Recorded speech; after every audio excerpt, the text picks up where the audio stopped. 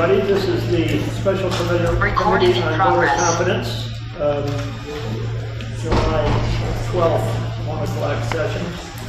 My name is Bradford. I'm the co-chairman, and I will go around the room. This is often our practice here, starting at the end of the table up here. Have everybody here identify themselves so you know who they are.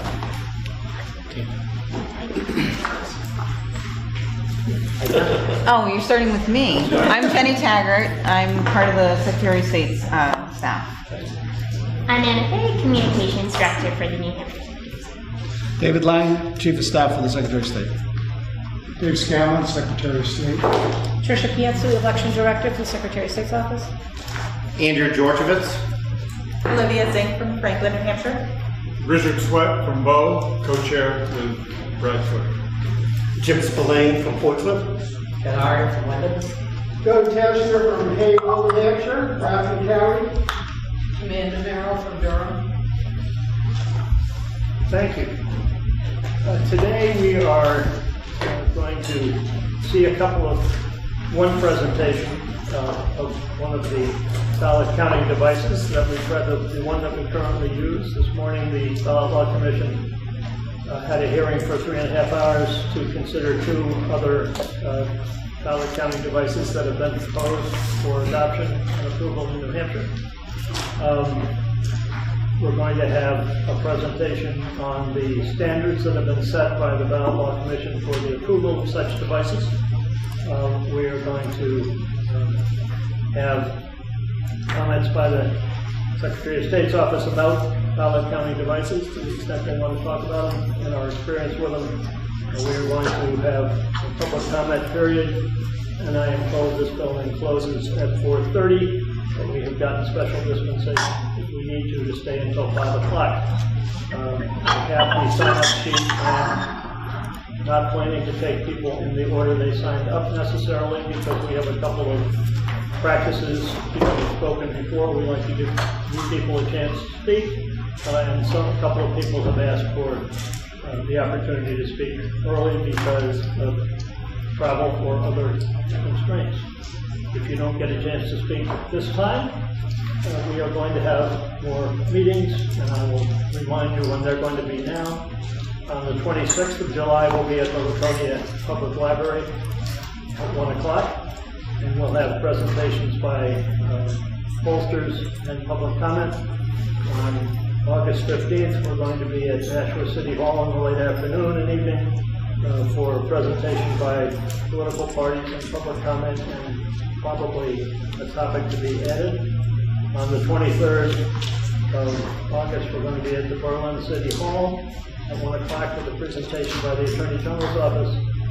And the 6th of September, we're going to be at the Keene Public Library for a presentation by educators and possibly a work session by the committee. And as always, public comment. So the first order of business is approval of the minutes of the last meeting, which have been distributed. Is there a motion to approve? So moved. Is there a second? Second. Any discussion? All those in favor say aye. Aye. To vote. We have received a lot of written communications, some of which cite websites, as is our practice. The committee will accept them all and make them part of the record, but if we read them into the record, it'll be 5 o'clock. So we're not going to do that. But we appreciate public comment, and it has been interesting to say the least.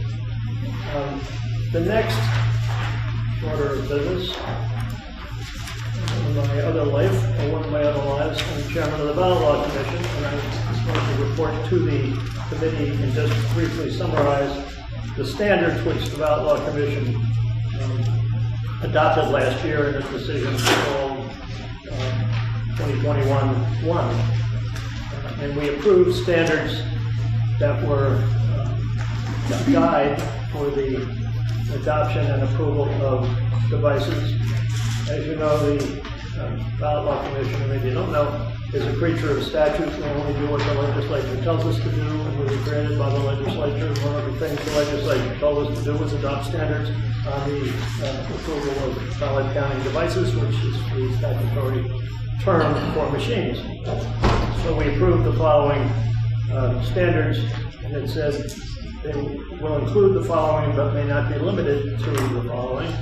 1, individual paper ballot for each voter. 2, ability to read New Hampshire ballots as prepared by the Secretary of State's office in accordance with law. 3, verifiable chain of custody for each ballot once introduced into the machine. 4, preservation and security of paper ballot for hand recounts. 5, no networking capacity, including but not limited to the ability to be connected to the internet or other networks or vote counting devices or utilizing a technology which can be compromised. And there was a note on that one that the standard is to be reviewed by technical specialists to determine if there's better technical wording. The commission being more trained in law than it is in technology. 6, protection of voter privacy, meaning the device doesn't make it easy for a voter in line behind another voter to determine what the voter in front of him or her had voted. 7, verifiable security of each machine before, during, and after voting, including security locks, keys, or seals. The statutes, by the way, are very detailed in what kind of security has to be done. And if you become familiar with those statutes, you know that they look at a particular device and wrote a statute to crack it, and that's possibly problematic. 8, redundancy capacity for recording votes, dual record of votes in addition to retention of original paper ballots. 9, adequate battery backup capability. 10, availability of service and parts. 11, independent verification of accuracy by an appropriate laboratory acceptable to the Ballot Law Commission. 12, compliance with all requirements for devices found in New Hampshire RSA 65642 or elsewhere in state law. 13, capacity to physically separate or otherwise identify ballots with write-in votes. And as you know, if you were here this morning or if you've been following these matters, the legislature passed a statute this year, it's become law, that requires the picking out and segregating of overvotes. And 14, adequate physical capacity to store a large number of ballots in the device. So those are available on the Secretary of State's website in the decision that I cited, 2021-1, review, but I thought it was important that this committee hear that there are such standards in place. If any of the members of the committee have any questions about it, I'll be glad to try to answer. They got a crib sheet, they got these early. All right, if not, the next order of business is comments by the Secretary of State's office on the use of ballot counting devices, followed by a demonstration of the presently certified AccuVote device, which will be done by LHS. Mr. Secretary, any comments you want to make? You're on. Yeah, thank you, Mr. Chairman. And I kind of repeat the remarks I made earlier this morning. But first of all, I think it's great that we have a large crowd here for this discussion today. This committee is one that I created a couple months ago for the purpose to just talk about these issues that seem to separate us sometimes more than draw us together. As it comes to elections, it's really important that we as a society and as people of New Hampshire just have faith that they're run properly. And I have no reason to believe that they don't. I mean, I think we have the best elections in the country, but it's our job as officials of government and concerned citizens to make sure that we're as transparent as possible and that we can educate the public on why our systems are functioning well. And that's the primary purpose of this committee. It's important that we just have a dialogue, that we all talk to each other about how things are run. And so, I'm really thankful for the participants of this committee because they have a great deal of experience and knowledge, and they're doers. I mean, they can see problems and come up with ways to solve them. And I'm thankful for all of your participation in this process as well, because it's just incredibly important. In terms of the ballot counting device that we use in New Hampshire, the legislature passed the policy that the Ballot Law Commission can authorize a device or devices that can be used in the state. And then the law leaves it up to the individual municipalities to determine whether or not they want to use one to count their ballots. There are many towns in the state that are small and rural, and the purchase price of a device and their use still doesn't make any practical sense. It's just as easy and fast for them to count ballots by hand as opposed to really large towns in the state like Bradford, Windham, Merrimack, that are really among the largest polling places in the country. They're really unique that way, and they have to process a large number of ballots on the night of the election so they can report the results that night and not wait days for it to happen. And so, that's our dilemma. We want to make sure that that our votes are counted properly, whether it's by a machine or whether it's hand counted. I mean, there are plenty of mistakes that are made in hand count towns that that cause problems. So that's where we're at. I think this is a good discussion to have, and with that, Mr. Chairman, if you want, the members of our staff can start the presentation on the one that we currently use, the AccuVote machine. Who from your staff is going to? Who's going to do it? I'm going to do it. We will need additional people though, because we need to sign off on this. Yes. Well, I thought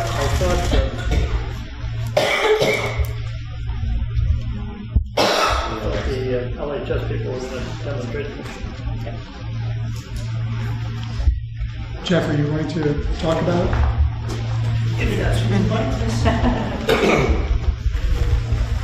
My name is Eric Forster, and I'm with the Secretary of State's office. I'm helping out Tricia set up the speech.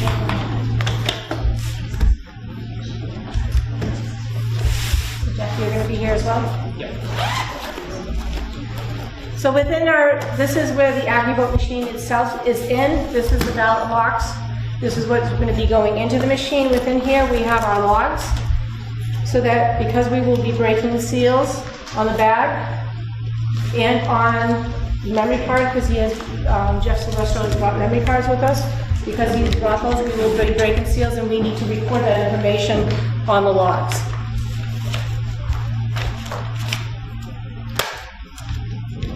And this book currently has the logs in it, of the machine. So.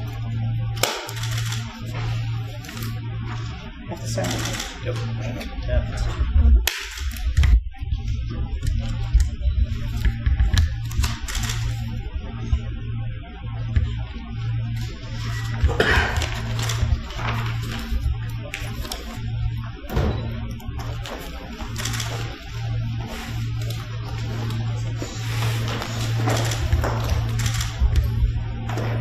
So prior to putting the device, I do want to say one thing. Prior to putting the device into play on election day, the moderator and their team should be looking at all the pockets on the team in here. So this will open up where the machine will go in. This part I will get to, it will open up the box itself. But on the side here, which I'm going to turn, this is the hand count slot for a ballot that may not go through the machine, whether it's because it's wet, because it's a federal office only ballot, or if it's one of our other UOCAVA voters who have printed off their ballot themselves, or if it's a ballot that has a disability that has done it through privately marking it at their house. These are the ballots that will go in the hand count slot. Also that will be coming in here now will be the overvoted ballots for the law that just passed as well, that those ballots will also come in here. So this is the hand count slot. You have a card on? Can you explain that? I'm sorry? The UOCAVA, it's the Uniform Overseas Citizen Absentee Voting Act, and it's for any military and overseas citizen who is currently military that's serving whether in the United States or overseas, or any citizen that's in another country that whether they plan to return or not return. If they plan to return to us, then they will receive a full ballot. If they are currently overseas and they do not have any intent to return, or they've never lived within the United States, they can only receive a federal office only ballot, which would only have the federal offices. Here is the hand count.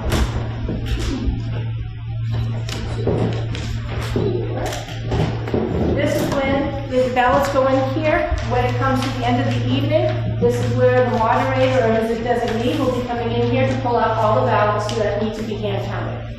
Those need to be kept separate because every race on that ballot needs to be counted. For safety, I'm just going to go ahead and close these up. In the back of the ballot box, this is where, at the end of the evening, where they will pull it out, or during the course of the day, if there's too many ballots within the machine, this is where they're going to be pulling the ballots out. Any ballot on the left-hand side, all the ballots that come in through here are fully cast ballots. That means every race has been read. Ballots on the left-hand side are full ballots that have been cast. Ballots on the right-hand side state means that there are write-ins on those ballots because of the deflector.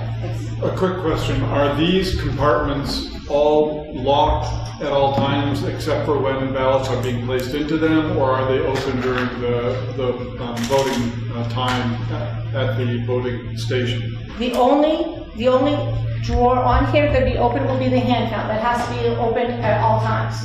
Because any ballot doesn't go through, it needs to be coming right into that hand count slot. All the other doors should be locked. Okay, thank you. Excuse me. Yeah. Just so that I'm clear, that first, the hand count door. This one? You said write-ins and overvotes in the same door. So what comes in here would be any hand count ballot. So if it was a military, you would have a ballot voter. Or those now that the new law passed the over, anybody that has an overvote on the ballot, if they decide not to spoil their ballot, they would be putting their ballot in here, and that would be counted and tabulated at the end of the So how do they know it's an overvote? They feed it in the machine and it kicks back out? Correct. And the display of the machine will read that it's overvoted. So it automatically wouldn't count, it would be kicked out. Correct. And so same procedure, kicking out happens with the write-ins too? No. If the machine is reading the write-in ballot, if there's no issues with that ballot, it will come in, and what that does, it then, I'll turn it around completely. So this is where all the ballots will come in. On this left-hand side is the ballots that are complete. On the right-hand side are those ballots that have write-ins. That means where the oval was circled or something like that, and they wrote the name, or they just circled it and didn't write a name. All those will go onto that side. And on those ballots, when they pull it out, the only races that they will be counted are the ones that have been circled for the write-ins. Any other race on there has already been counted by the machine and does not get counted again. Another safe checks and balances on the black ballot box is that people, vote moderators and election officials should be lifting this up. And when doing so, I don't have a, yes, I do. Inside, when you look inside the ballot box, and I'd love to be able to tip it over, I'm not sure if you guys want to come over or look at it afterwards, but inside the ballot box, you'll see the deflector, which you'll hear a deflector when there's a hand count, you'll hear it go, make a noise left and right. But also when you look inside, you can see down completely in the compartment. So when they're pulling the ballots out at the end of the night and everything like that, as we know, we've heard machines having jams and everything. So they should be checking to make sure there's no ballots in here. And by looking in this way, they'll make sure that they will also fill out all the hand count ballots, because there is a divider here between the ballots that go through the machine as well as the ballots that are going into the hand count slot. Maybe you could just rotate it so everybody can get an idea of the perspective. I can accept for this, but first, I am going to leave this open for the test, just in case any of the ballots need to go through in the hand count slot. So now we're going to go ahead and prepare the machine to be open and to put into the system. So when this happens, it should be to election officials. They record So this is one of the logs. This is the canvas bag log. As you can see, there is a current seal on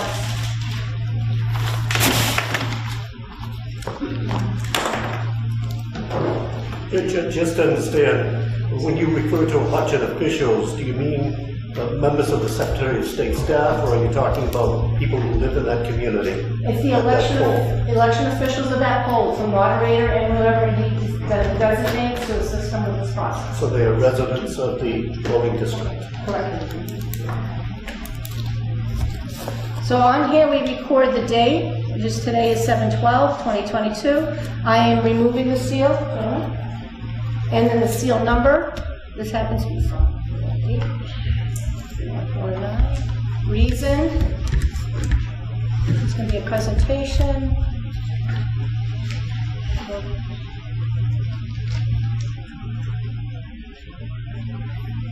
And then I'm going to sign it.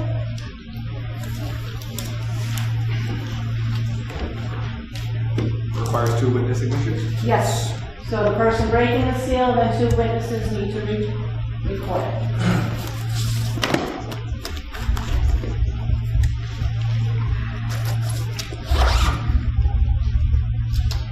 Do those witnesses have to have any particular title or designation, or can they be any arbitrary 2 people? There is nothing on the form as to say who they are, but normally it's an election official working that day. Again, a local resident? It's a local official that's either been appointed or elected into the position. Appointed by whom? Official, city and council? So the appointment can be, depending on what it is, if there is a vacancy, then the selectman can appoint. If there is a ballot inspector or inspector of the elections, then it's the parties can appoint, and they're in the process of doing so now, whose terms take effect August 1st. If not, then the selectmen would appoint those as well. Okay, I'm going to ask the members of the committee to raise their hands if they're going to ask a question, and try to save your questions to the end so this presentation can kind of flow on that. So now I'm taking the AccuVote system out, and I'll show it this way. As you can see, we also have seals on the machine. We have a seal on the front of the machine. This is where the memory card would go. Currently, there's nothing in the memory card, but I do have a seal on it still. And then we have the seals on the machine. And that's on all machines. I'm just going to lay it flat there while I get the power cord. So the power cord, we do have a small slot back here.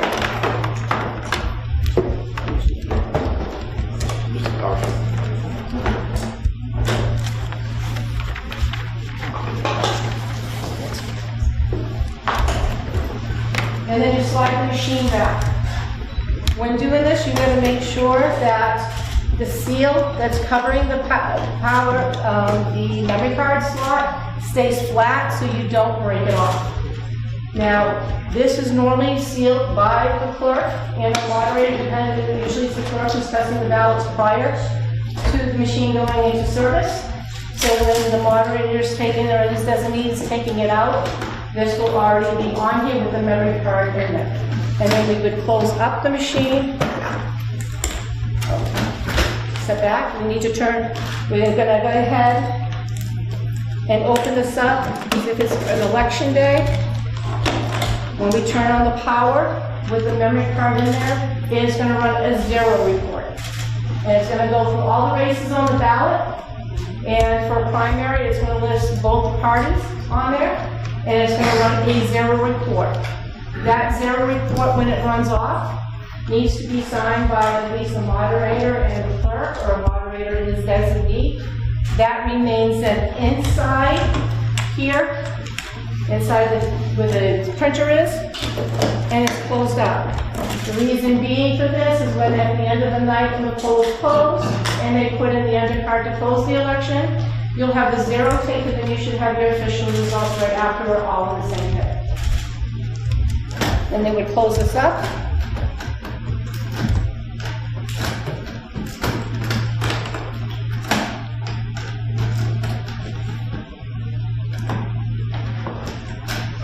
I'm using the wrong key, I apologize. That's why. That's why there is a cover on it, but. There we go. And now it would be ready for the election for voters to start preparing it. Normally we ask people to get this ready right away as soon as they at the polls, prior to the polls opening, so if there is any issues and they need to call OHS for any reason, they will be able to go before the polls open.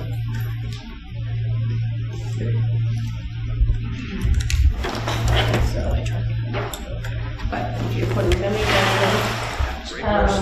don't start.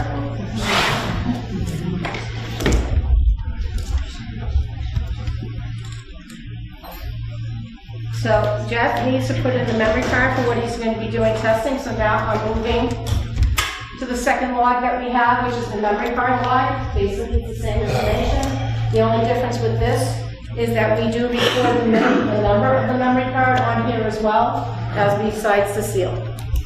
Maybe Jeff can describe where the memory cards come from and how they get rid of them. Yes, we'll be doing that.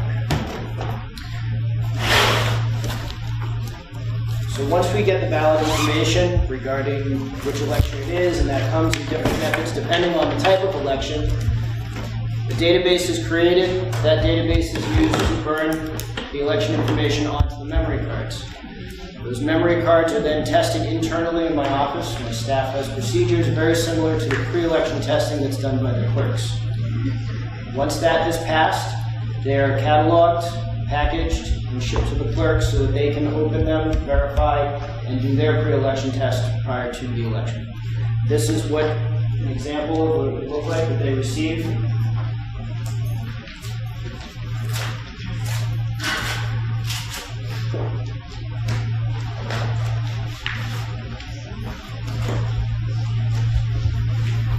Memory cards are shipped in static protection down to try and eliminate any static that might affect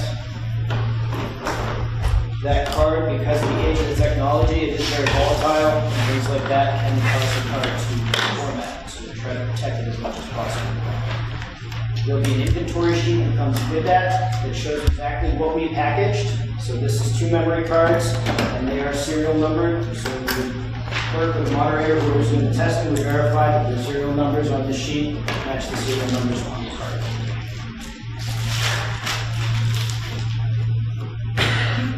We also send a quick instruction sheet for pre-election testing and contacts in case there's any troubleshooting. They need to contact anybody at our office. Break a seal. Not yet, because I need to also know the memory card number. Oh, definitely.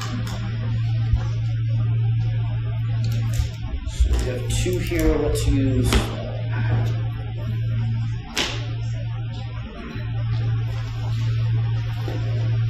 The reason we send 2, again, the age of the technology of the cards, they're very volatile. And things like static hits or even the battery inside the card dying can wipe all the information out. So we send a backup as common practice to make sure if anything happens to one card, clerks and moderators have a second card so that they can do the testing and not have a slowdown in their process. At that point, they would notify us and we would send them an additional card to use as a backup.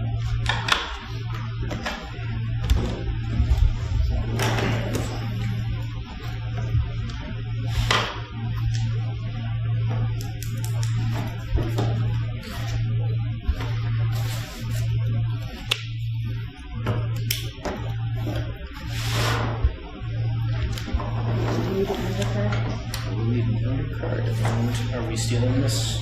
Yes. As common practice? Yes. Okay, once the card is in the machine, we'll do the reverse of what we just did, breaking and signing. We will now sign, record seals, and lock that memory card into place. So these are the wire seals that most city and town clerks use and everything like that. You see how you have a small circular here where this can be turned. So what we're going to do is we're going to insert it through the holes, and when you insert it through here, you're going to turn it, but at the end you want to break this off.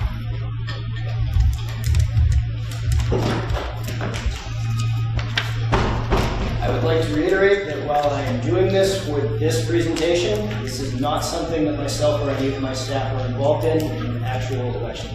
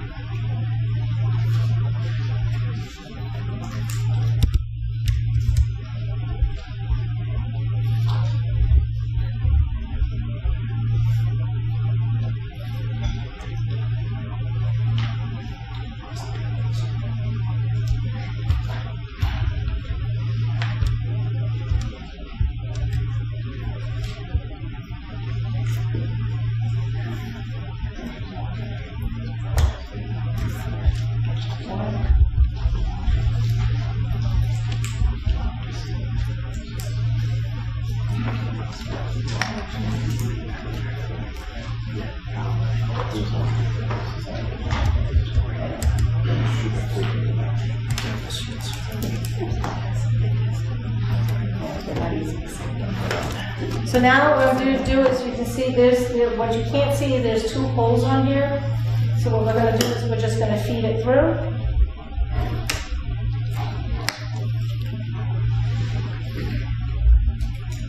Going to make sure that it goes through the other side. So by making sure it goes through the other side, you know that when you're turning this to lock it, it's going to be tight and it will stay in. And then I said when you get that close, and you're going to turn it, you're going to break off it.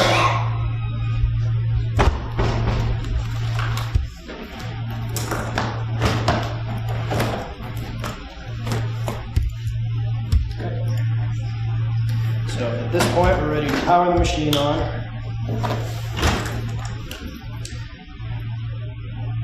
Would you like this done in test mode or in election mode?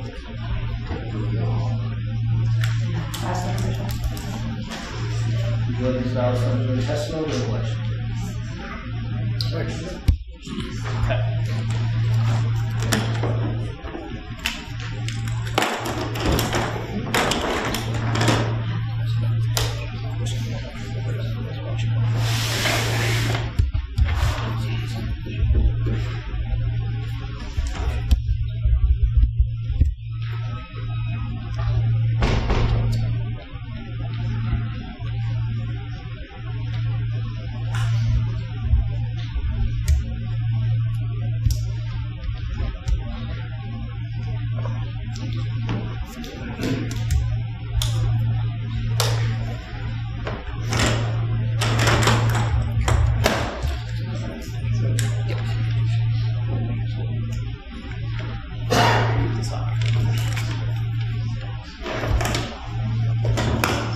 So currently, right now, it's just saying please wait. What it's doing is preparing to do the zero. I didn't hear any of that. Can you say it again? So what it was doing, it was reading on here, you can read on here, it says preparing to wait, because it was preparing to do the zero. So to clarify about the memory card, because I have some other questions later about the memory card, there's been a lot of testimony about the memory card related to the HMR. So if the memory card has the specific information that's going to go on the card to that balance in that account, on the account, is that right? So every time you do an election, you need a new memory card. You either use a new memory card or you just format the existing card and put it into a PA card. So, I mean, this was a question that came up, that people were challenging the Windham audit, that the auditors remove the memory card. And I mean, you can comment on that, but this is alleged in testimony that we received as a source of malfeasance for that.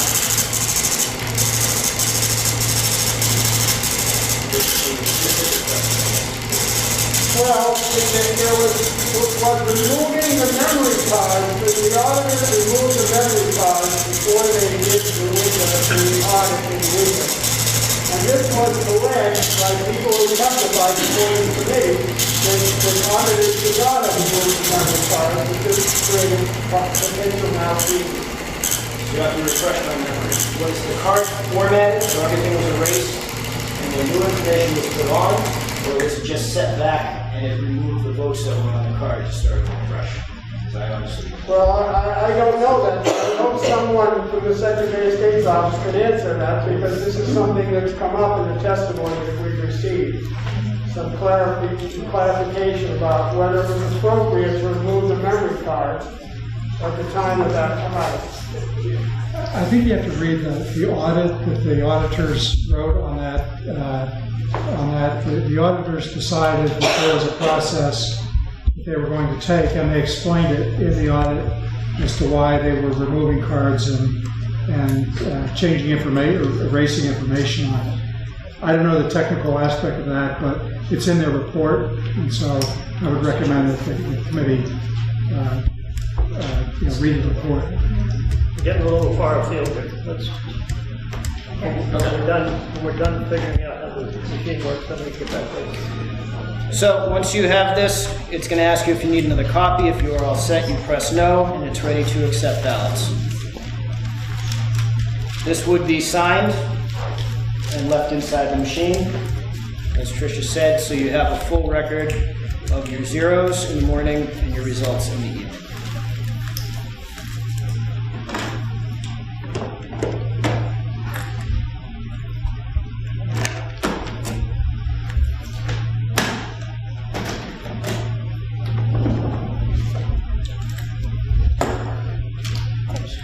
I have 25 ballots here that I have marked. If you were here this morning, they're the same ballots that were used with the Voting Works test, the second one. There are 4 of them that are folded.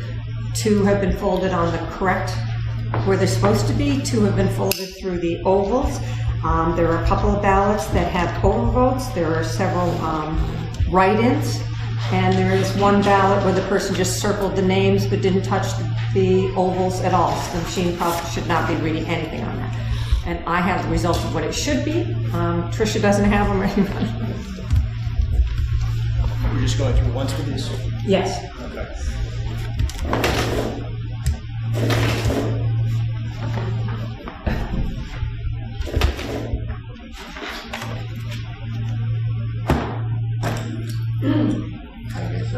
Oh, Jeff.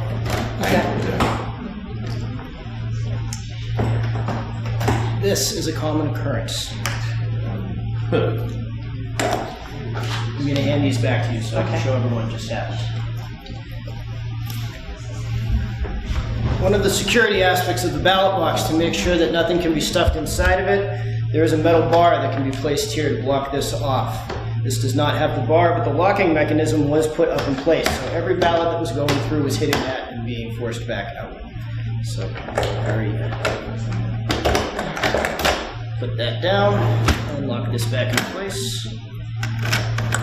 And we can continue.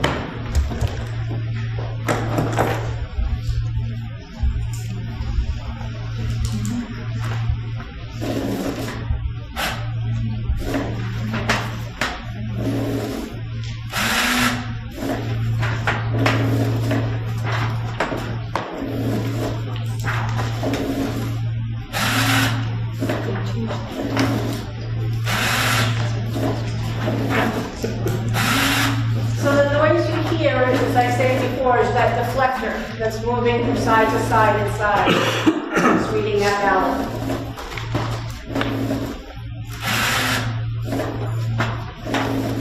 Double-sided.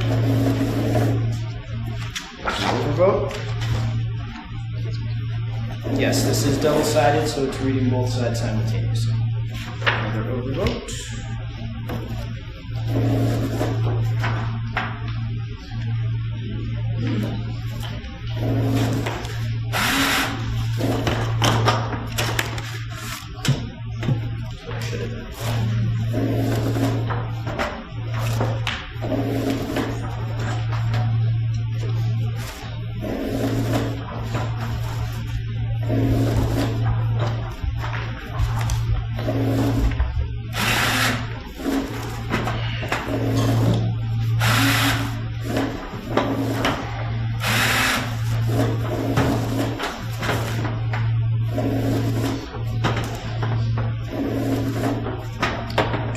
Two of those.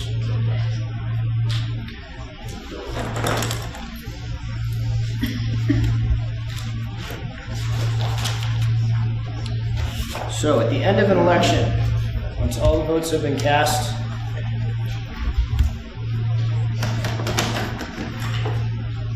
the moderator is required to have an ender card. This will signal to the tabulator that no more ballots are to go through and that it's time to print out the results.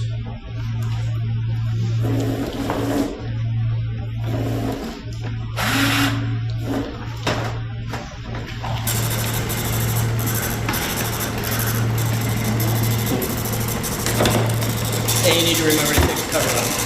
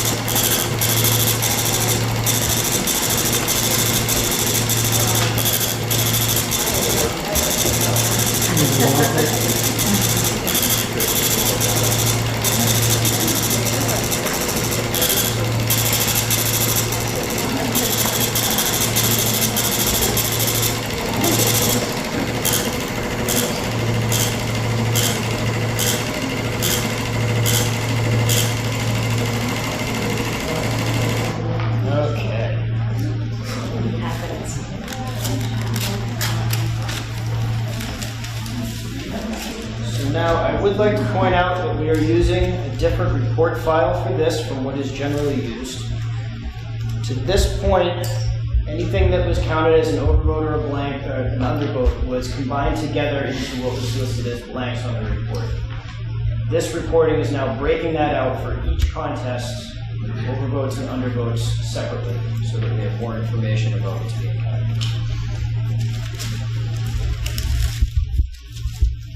And if I could just add, that the reason for that is to accommodate a new law that recently passed. It said that we have to break that stuff out moving forward.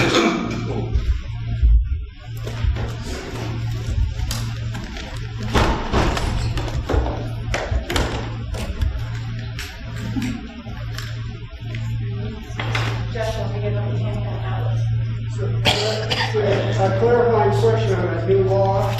So, if there's an overvote in any one contest, the entire ballot will be hand counted, is that correct? That's correct.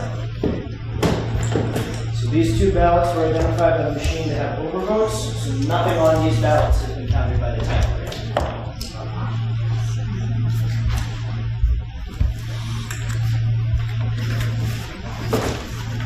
As Tricia said previously, these compartments, all of your ballots without write-ins are on this side. You also have the ender card.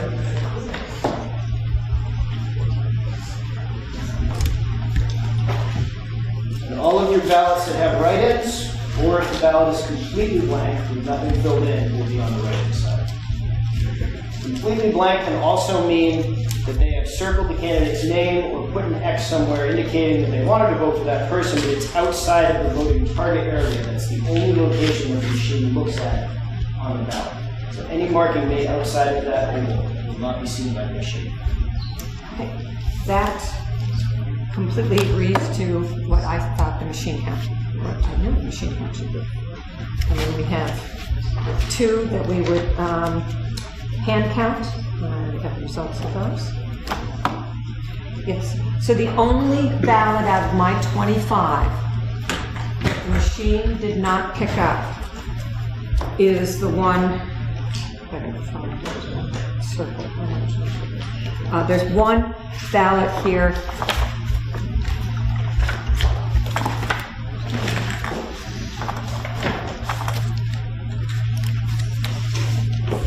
Sorry, it's in with the right hand side.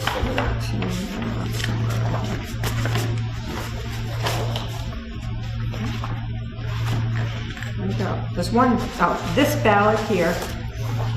So if we were to do a full hand count of this town, if some rep or whatever theirs was very close and they wanted to do a rep, that would be the only time that we would pick up a vote for these people. Because as you can see, the person circled it. They did not fill in the oval at all. I've been doing hand counts for the Secretary of State for about a dozen years. I think I've seen this 2 or 3 times out of the thousands and thousands and thousands of votes that we have done. So this is not something that you would normally see, but the chairman had asked me to do one ballot this way. So the totals that I believe the machine should count, which the machine would not have counted this one, and the machine would not have counted the 2 overvotes. I completely agree with what your tape has, and then normally they would have just hand counted those 2 that had overvotes and only pick up the votes for the appropriate people. But your counts are accurate. So you'll see those listed in the undervote category. So if you add everything together, it works to balance with the number.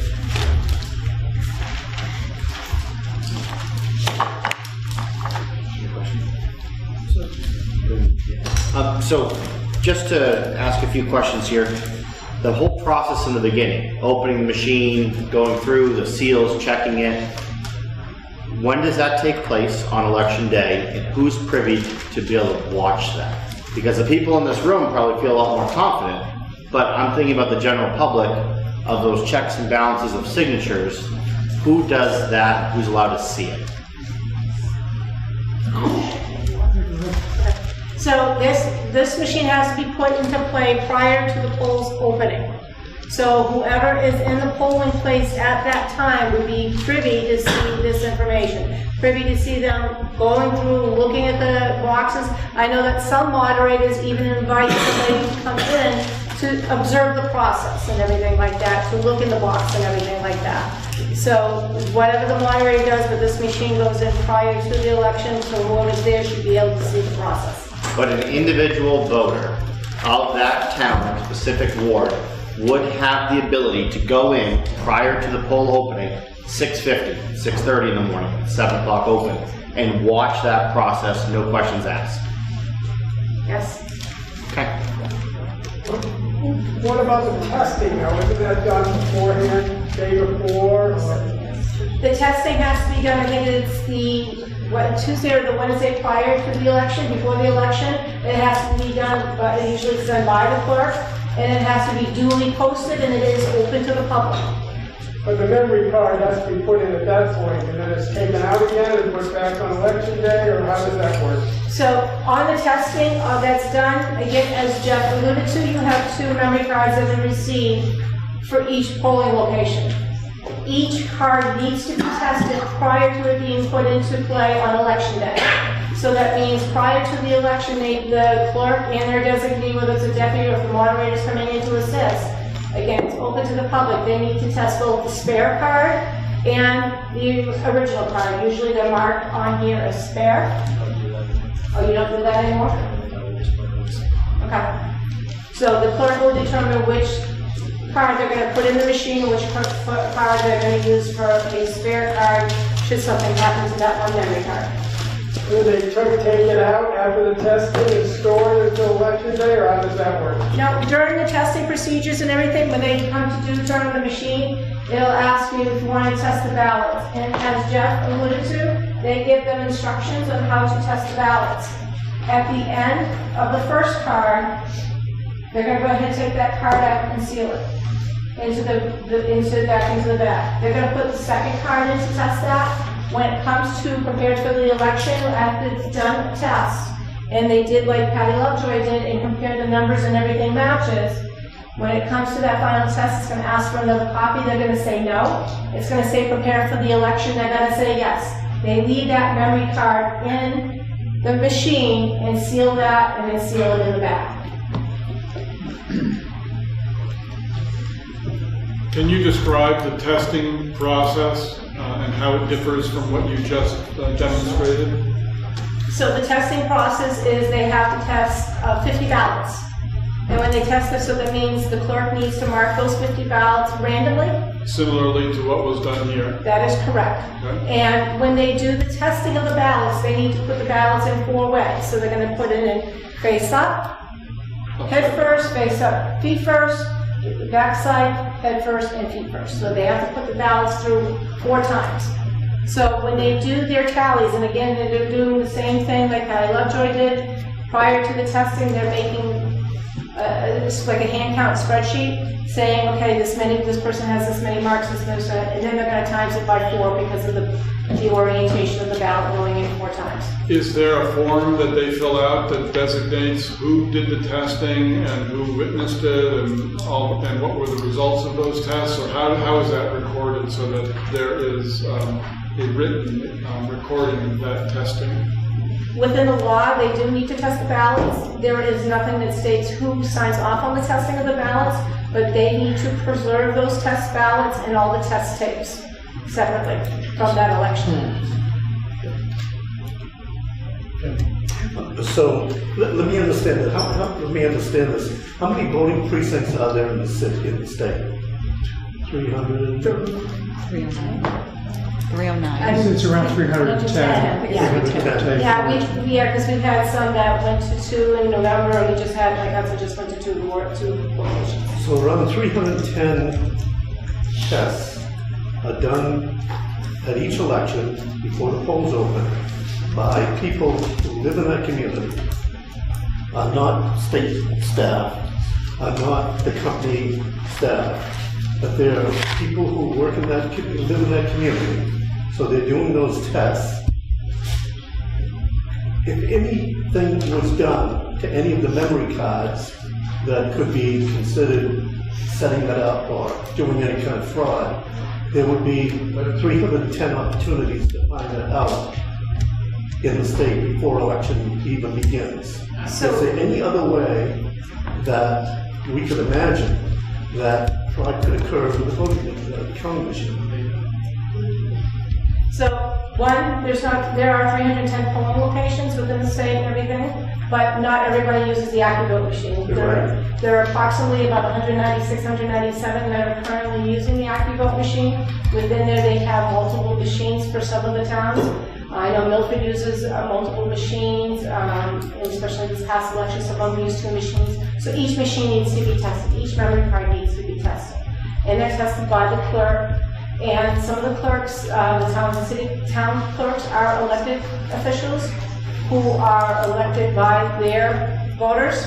In the cities, a lot of the city clerks are appointed, and they're appointed either by the city manager or appointed by the board of mayor of Alderman or their council. Thank you. Jeff. Yeah, Jeff, how many machines do we have today? Off the top of my head, 220, let me say, approximately.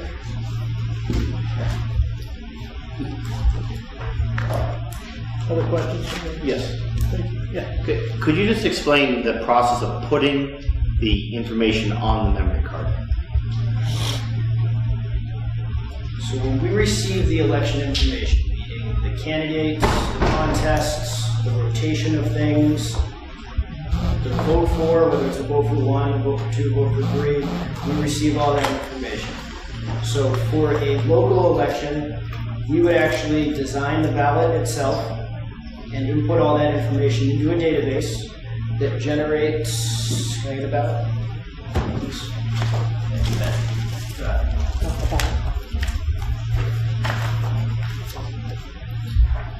It generates the layout, determines the length, because there's multiple lengths we can make this, whether it's 2-sided or 1-sided. All of the language that you see visually on there, and then these timing marks that go around the perimeter. The timing mark on the front is driven by the ballot style, so if there's 6 styles, then there will be 6 different sets of codes on the front. The back code is driven by the date. So we enter the date of the election, and that's what creates this back code. Once that information is done, we're able to program that onto the memory card itself, which is done by connecting an AccuVote to the programming terminal and transferring that information from the database onto the card. As practice, and this has been going on since about the year 2000, none of our programming terminals are connected to the internet in any way.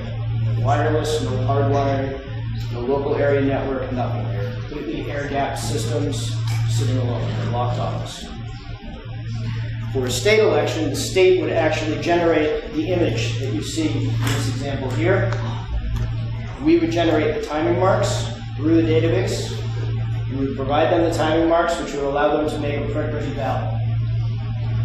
We would then tell our program the XY coordinates for each of the oval positions for each of the candidates on there, allowing our database to read this ballot that was designed by the state. And again, that information will be transferred from the computer terminal to the memory card via a connection to the AccuVote. Under worst case scenario, what could be done to alter the report of this machine on its count of the votes?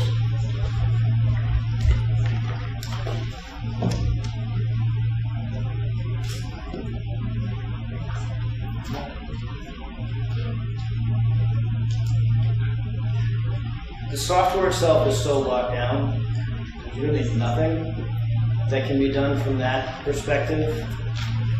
And if anything was, it would be caught in that pre-election testing. It's something I've never really thought about because that's not our real goal. So Right. Really. So, if I could just, I think everybody that is in the election profession realizes that electronic systems can be hacked. Right. If the conditions exist that allow that to happen. And I think people in this room have seen Harry Hursty in a memory card, and he was able to program it so that it would change results. He had free access to that card to be able to do that. So, I won't say the trick, but the way that you counter, a bad actor's ability to get access to the system is you put in place protections that will help give confidence that that the cards are protected and nobody's able to gain unauthorized access to that system. And I think, Mr. Secretary, that's what I was sort of driving at, is that if there is a test of that card utilizing 50 ballots that were marked up by the community where that test is taking place, between that test and the election day, that card is not going to change, that software is not going to change. That hack, if you will, has to take place before that test, so that test somehow gets taken accurately and stays in place for the election day. To the best of my knowledge, this firmware upgrade that we did in 2010 was addressing that Harry Hursty hack that was done in 2005. And to follow up on what I think the Secretary said, we hear a lot about Harry Hursty's hack, which is pretty good alliteration, but that's about it. That was done by him with full access to the card and all the codes and everything, so he wasn't under the same conditions somebody would be if they would He had full access to the terminal, full access to the software, full access to the code, full access to the cards, full access to an AccuVote itself. So literally, they gave him the keys to the vault and he stole money. And not to beat a dead horse, but the test and the actual tally on election day are consistent, and so the only way you're going to alter from what you received on the test, which gave everybody confidence that it's all set up correctly, and altered report on election day, is that it's going to have to take place sometime in those 6 or 7 days between those two events. And that is the reason that the state put in 2 guidelines back as part of that 2010 upgrade. The card is physically sealed in there. So if this is broken and the card is accessed, you're going to know, because this is not going to match the log. There are seals put on the front and the back to make sure nobody can take the cover off and physically get the internal components of the machine. Who puts those seals on? Excuse me. These seals are put on by the clerks, and there's a separate record log for each machine for the 3 physical tape seals that are on there. The third seal is covering the port. When I talked about programming the card in our office and having to connect to a terminal, this port is where that connection will be made. As part of that 2010 upgrade, we had to disfigure that port on the outside, sever the connection on the inside, and then a third precaution, put a seal over it, temporarily seal over it externally.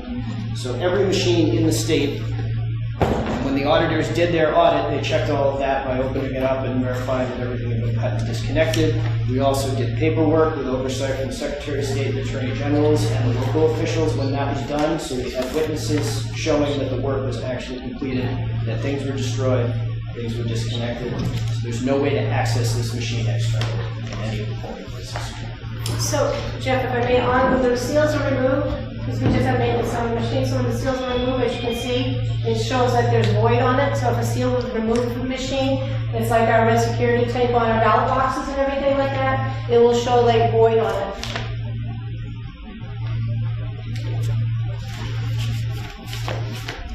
Mr. Chair? Yes. Thank you. I wanted to get back to overvote just for a minute. Can't hear you.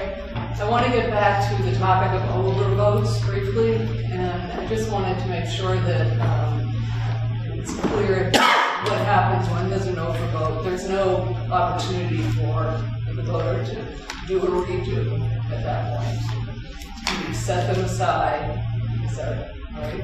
And then if it turns out that there's a is a recount, that would be among the kinds of set-aside ballots that might come into play in the recount. Is that true? You mentioned adding the ballots with the circles around the names. On something that is overvoted. Yeah. When we are doing a hand count, if it is obviously overvoted, you were supposed to vote for 5 and you voted for 6, no one gets a ballot. No one gets a ballot. What does happen sometimes is, I've got Brad Cook and Dave Scanlon as 2 candidates. I voted for Brad, and I didn't mean to vote for Brad, and then I voted for David, and I put a big X through. I know, I keep doing it, I'm sorry. I really like you, Brad. Brad's losing votes left and right. And sometimes they'll just put a big X. Sometimes they'll write, no, I really didn't mean that. And they'll write us a whole little note. In that case, when I'm doing a hand count, if say the state rep, one of the state reps who was close on the border wanted to ask for a recount, when I'm doing the recount, I would give that vote to David. But in the normal course, now with our machines, which is new for this next election, that there's legislation that says all overvotes have to be kicked out. And that ballot now will be hand counted at the municipality level. So that thing with David, they would get it right the night of the election because they would see it. In the past, I'm sorry, could you say that again? okay, in the past, if you had an overvote, the machine would take your ballot, it just wouldn't count anything in the race that you had an overvote. There's new legislation that goes into effect for the elections this fall, that if a ballot has an overvote, the machine has to kick it out and not read it at all, and you put it in the side pocket. So and anything in the side pocket is going to be hand counted by the municipality. So now the municipality, when they're hand counting it, if they saw something with two votes and one with a big X over it, they would give the vote because it's the voter intent.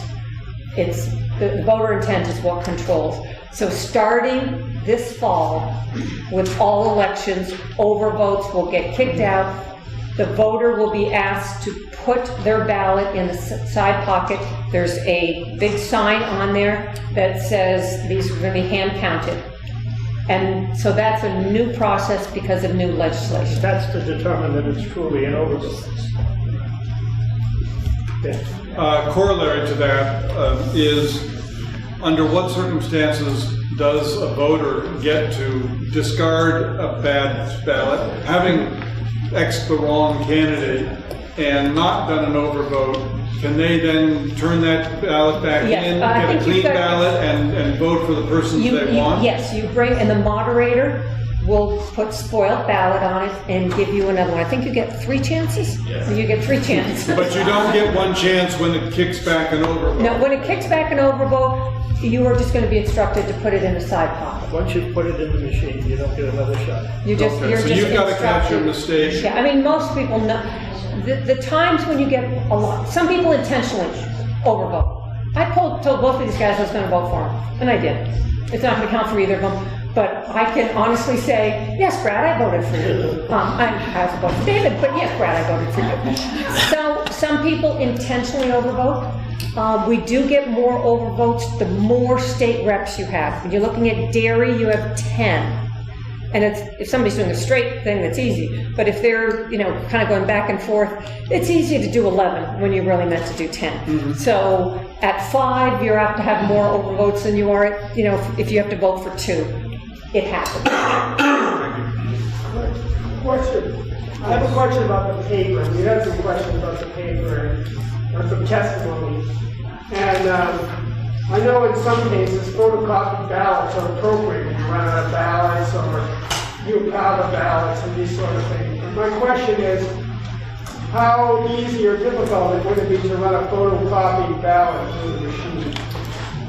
On an 8.5 by 11, there's a better chance, but still not a very good chance. They would have to get the parameters of where the timing marks on the ovals fall close enough that the machine would be able to read it. Anything beyond that, you you would have to have photocopied paper, the appropriate length of the ballot, but also the longer it gets, that registration gets more difficult. This is a very sensitive machine when it comes to the registration of printing ballots. Having codes on the front and the back, they have to line up perfectly. Any skewing or offsetting will cause the ballot to be rejected as a misread. Inside the machine, there are 32 little eyes on the top, 32 little eyes on the bottom. Those actually match up. Should stop giving you that ballot back. I'll just use it. With these marks across the top. So if you look at this on the front and the back, on the inside of the machine, there are 32 little openings on the front, on the top, and the bottom that mirror this. And as that goes through, it creates the channels that those eyes are looking through. So if you photocopy something, you would have to get it almost identical to the size and location of all the marks on the ballot for it to be very difficult. I'm not saying it's impossible, but it would be very difficult. Just to think, we did testing this spring with 3 different types of paper, 3 different, the exact paper we used last time, one that was done to the same specs, one that was 100-pound paper, and we found that when the ovals were fully filled in, every single test was exact. If it's check marks and X's, you know, the amount of fall off had varied a little bit, but fully filled in ovals, voters doing as they've been instructed, and the instructions are right on the ballot, the instructions are in every ballot booth. Fully filled in, we've used 3 different types of paper, and we did multiple tests, and it came out exact every time, regardless which paper we used. I'm all set. So, if my intent was to kind of like ballot stuff, how do I do that? I know in Portsmouth, when I go and vote, I have to go up to the S's and give my name, and he or she crosses out my name as having voted, well, I'm going to vote.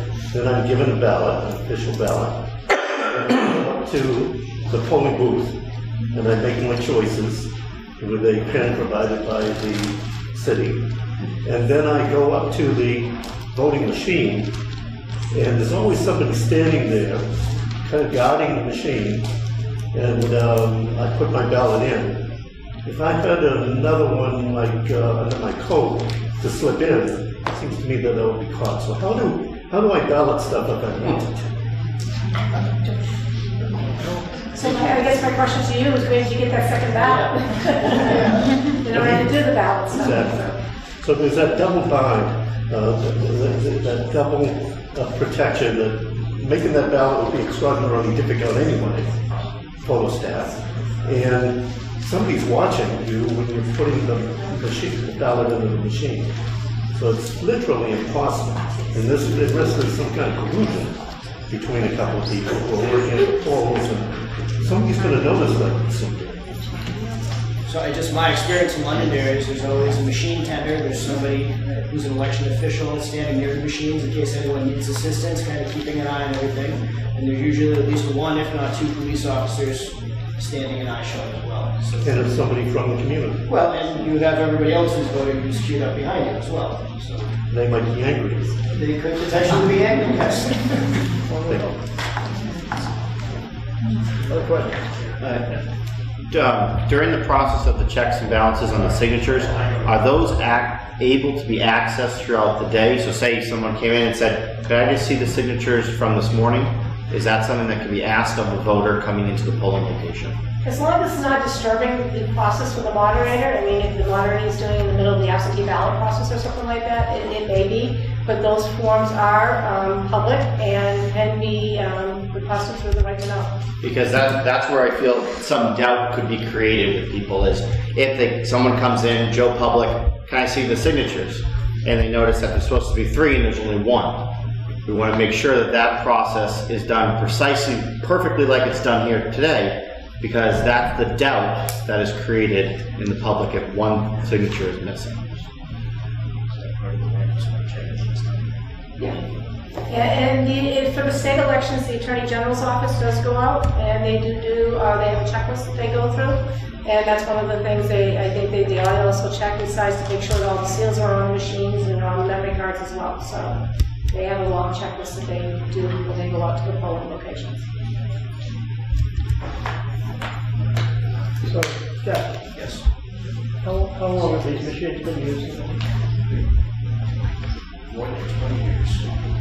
And your company is the sole vendor of these machines now for New Hampshire, so by default, you're the sole vendor for New Hampshire on County devices at the present time.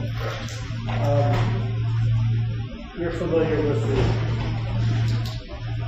discussions and general criticisms of voting machines that have come from various places. I know you've heard them. Do you have any general comments on the state of elections and ballots and machines? It's very common practice. New Hampshire is not unique in having a single vendor. So Vermont, for example, put out an RFP, they evaluated 5 pieces of equipment, they chose one vendor and one piece of equipment to support. That happened to be us. The state of Maine did the same thing, that happened to be another company. So there's one company that's not us that's doing that. Rhode Island is one company doing that. Connecticut is one company that's doing that. That happens to be us. Massachusetts has taken a different approach and has certified multiple ways of counting ballots. Allowed the towns and cities to pick and choose which way that they want to go. So you do have more competition there in a way, but then there's a burden put on the state to make sure they're designing multiple types of ballots to fit all of those different types of methods of counting those ballots. So I don't see this as uncommon or out of place when you look at the way the rest of the country is running. I mean, that's just New England because that's our territory, but it's the same thing in other states doing statewide contracts or even countywide contracts where the counties themselves are left up to doing the elections. Now getting back to the device, 20 years old, not manufactured anymore. What's your, I know you're not, you don't have a crystal ball, but there's been a lot of concern expressed about this device is getting to the end of its useful life and how good, bad, or indifferent it is as a device. What's your prediction for the good city clerks in New Hampshire and whether you're going to have to spend more money to replace it? Our intention is to support and service this through the 2024 election cycle. We don't have access to parts, so we are taking old machines and cannibalizing them when we decommission them out of service. The memory cards are no longer made, so we have a finite amount of memory cards that we can access and utilize. Programming software is Windows XP, so if one of our programming terminals fails, we cannot easily buy a new one of those. There's just a lot of things that technology is phasing this system out. And we are committed to doing everything we possibly can to support it as long as we can. But like you said, I don't have a crystal ball. I don't know how fast we're going to chew through the part supply we have access to. I don't know how long those memory cards are going to last that we have a supply of. And I can't tell you that in 2 years we're going to be able to access computers that can still run Windows XP. How many other places besides New Hampshire are still using the active? We have 19 towns in Massachusetts and the entire state of Connecticut. Outside of that, it's not mine. I honestly don't know. It's not mine.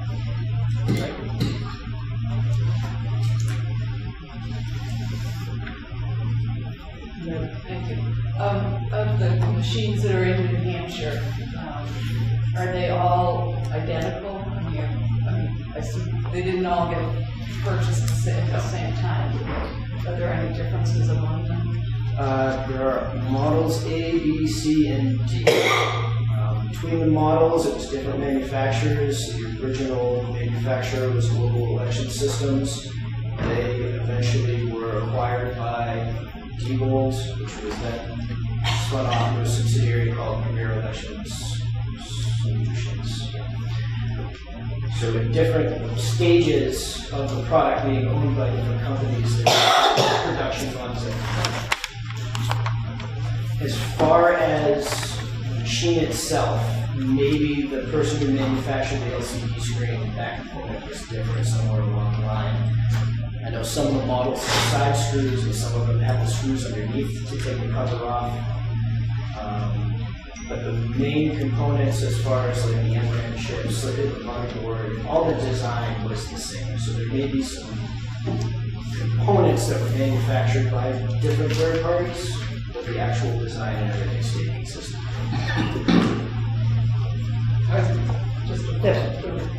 So I was thinking also in terms of how aged one machine is versus another. In terms of people saying that they were, I don't know because we'd have to actually go back and look at the records we have for each town and then they purchased and what model machine it was. I can tell you there's definitely machines in the state that are 25 years old and there are some that are probably 15 years old. Have you had similar complaints, experiences with these other states and communities in those states that you've experienced here in New Hampshire? Not the extent that we've had here. I think the climate right now nationally, it's not just New Hampshire, I think that's across the board. I will say in a lot of other states where they do more with random risk limiting audits and these types of things, temperature is a little bit lower than in places where those practices are not.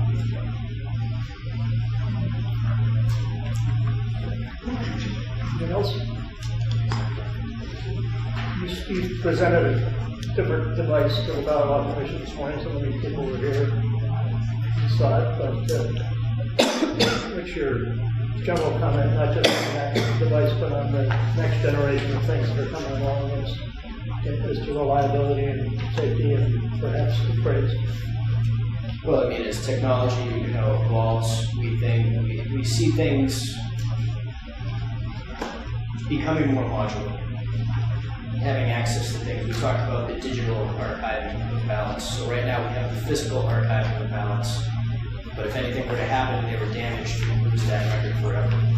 We now have the ability with new systems to digitally archive those. So have the physical ballots, but also have the digital record as a backup that can be maintained well beyond the 22 on federal standard. If we wanted to archive those for 20 years, we would be able to very easily do that.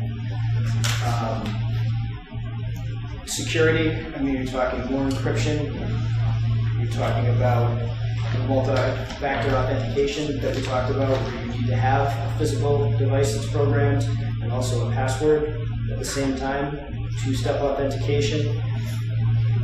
Right now, really anybody can walk in, turn that on, and we can put ballots. Again, in realistic practice, you're going to have a lot of eyes on you, you're going to have a lot of people standing around. It's not really going to happen. But you don't have that level of security that some person just couldn't turn it on with a new system unless you had the key and you had the code. You can't do it. So it's things like that that I feel increase the integrity of the system because you're able to add elements of chain of custody to just make everybody kind of feel better about the process.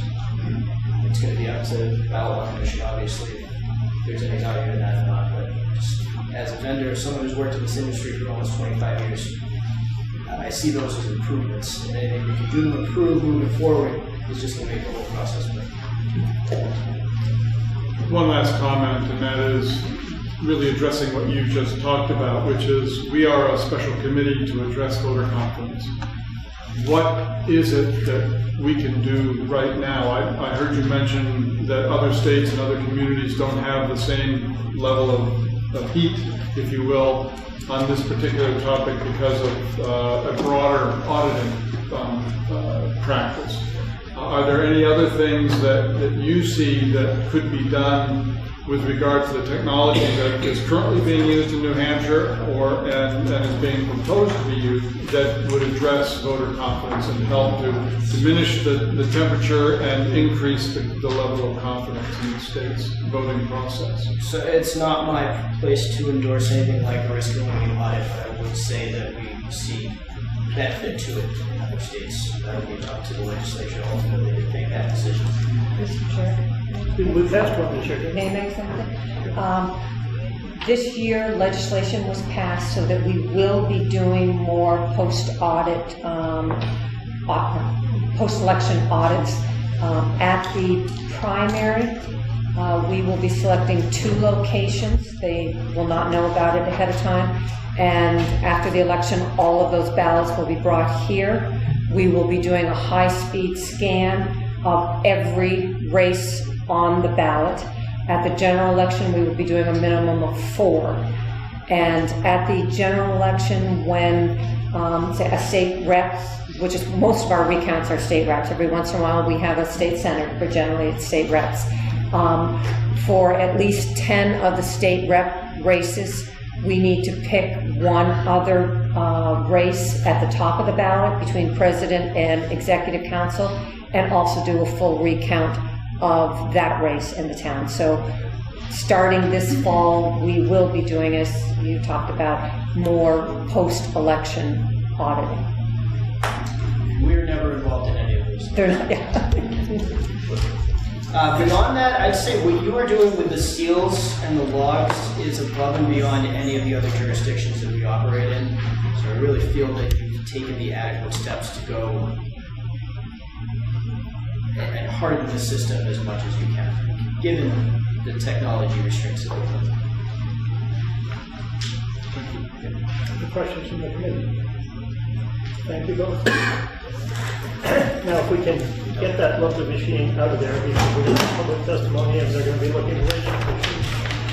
Sir, can I speak to is there a possibility that representatives from LHS could remain in the room so the question and answer period? Would that be possible? That's up to him. Hang on.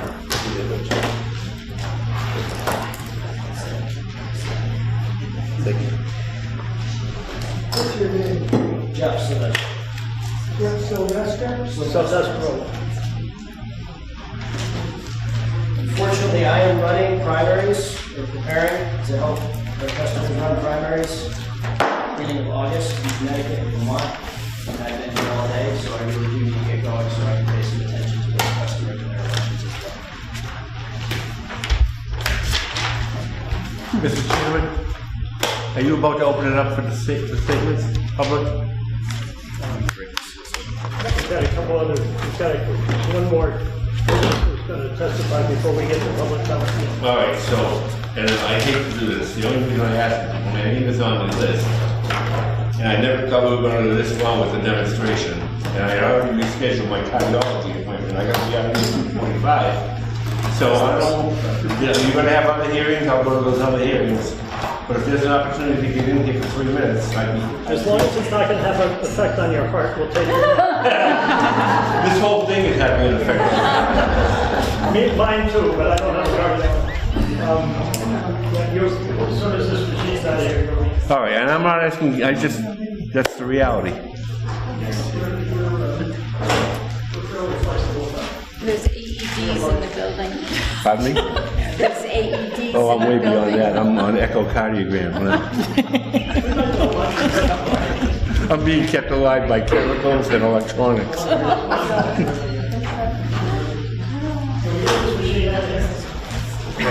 Patty? No, go ahead. I thought I recognized somebody. As we get older, we can't remember who we know and who we don't know. Yes, sir, you're on. Thank you. No, my voice carries. Should we move this one? It's good, it's good. It's the right direction. Okay, go ahead. My name is Ken Hatter, and I'm glad you did all that because it saved me half of my speech.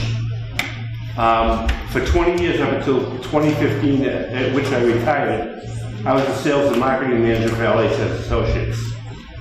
So I could have answered all those questions that you asked Jeff. I sold all but 3 machines in this state. When I joined the company, Hampstead, Seabrook, and one other town I can't remember had already purchased AccuVolts. And then I got the job in 1994, and up until 2015, I was the guy. I have been to several hundred elections. The demonstration you saw, I've probably done 400 times. And I've been called out on pre-election testing calls at least several dozen times. The call came in and said, hey, we're having a problem, the card does not match the hand count. Can you send somebody out here? I go out, and I wouldn't even want to look at the cards, I didn't want to see the machine count, I said, just give me the hand, give me the ballot, the test deck. I would do a manual count of that test deck. I would report what I did. I'd hand it to them, and they would check to see if it matched the machine. And it always matched the machine. And I swear to God, without exception, on every call that I came out where there was a discrepancy between the machine and the hand count, the fault lay with the hand count. All the time. So I have such incredible confidence in these machines if they are programmed correctly, and if the ballot pre-election testing procedure is done correctly, that machine is bulletproof, and you all saw it. But that's not really what I'm worried about here. And you, Mr. Splaine, you alluded to it, and I want to amplify on that. I've also been an elected official. In Londonderry, I was elected to the Budget Committee 5 times. I've been an election official as far as a ballot clerk. I've worked on the check-in table, checkout table, handing out ballots, all that stuff. For every one of those things, I was under oath. And that's something that hasn't been discussed here. Everybody who has doubted any of the people, the moderator, the assistant moderator, the town clerk, they're all under oath. You take it out that morning. So you either trust people or you don't. So there is an element of trust, but here is where I think the insidious part of this whole fear campaign going on around the country is. And I don't mean to be partisan about this, but people will, if you pay attention to the news, you will see that there are legislative attempts all over the country to have election jurisdiction and administration taken out of the hands of secretaries of state and or local officials and put into the hands of the legislature. Now, if you take the machine out of the equation, then you're putting the election into the hands of the legislature. And we all know we don't trust legislatures. Excuse me?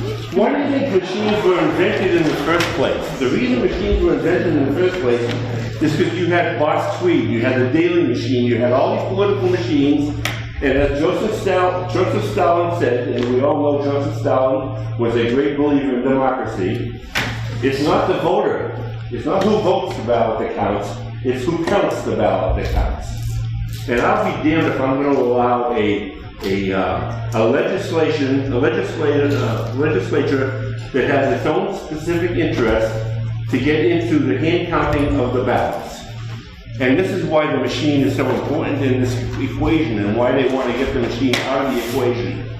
The one thing you didn't notice that wasn't discussed here is that machine has a public counter on the front. It counts how many ballots went through the machine. At the end of the day, all of the ballot clerks that have, A to D, E to F, whatever, they all tally up their voters at the end of the day. And at the bottom of each page, you'll see a number, a number, a number, a number. They add all those up. That's the number of voters that appeared. That number better match the machine. Has to match the machine. Now, what happens if you take the machine out? Think about it. What happens if you take the machine out? Now you have no unbiased, untamperable way of knowing who actually came out to vote.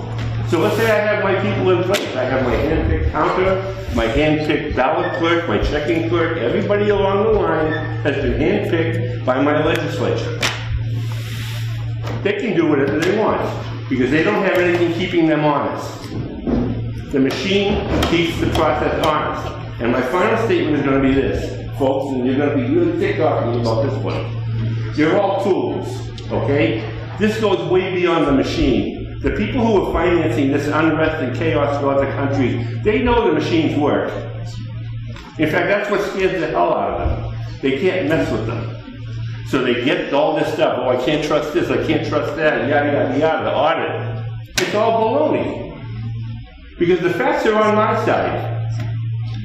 Every single recount in this state has come out to show the veracity of the machine. My first sale in this state was You asked how old.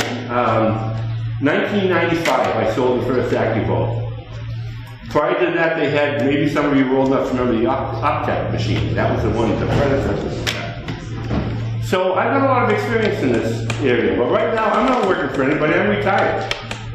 But I do a lot of reading, and the stuff I read about this whole kerfuffle that's just made out of complete old plot, it just ticks me off, and I had to come here today because I just can't stand this. Okay? So in my mind, this is if you think of democracy as the body politic, what we have is a small tumor growing. And I know most of you realize how foolish this all is, but I can't allow this tumor to grow without having some statement about how insidious and how dangerous all this is. And if we don't nip it in the bud, who knows where the hell we're going to be in a few years from now. Thank you. Do you have any questions?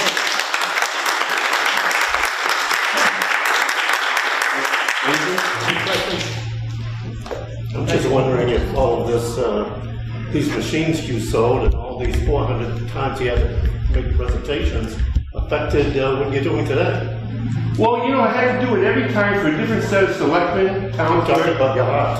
Oh. No, except my heart trouble didn't stop until after I retired, and I started reading the news all the time. I don't do that anymore. We've got to get you a job. I watch stupid stuff on TV now. I don't watch the news anymore. Good luck with the doc. Thank you. We all good? Yes. Thank you very much. Thank you. All right. We have No speed. No speed. I always stay under the speed limit. This morning, we were lucky enough to have another representative of a machine manufacturer, Matt Rowe, here from California. And I asked Matt if he had any comments for this committee on technology and voting in general, if you'd like to share them with us briefly. 1 second.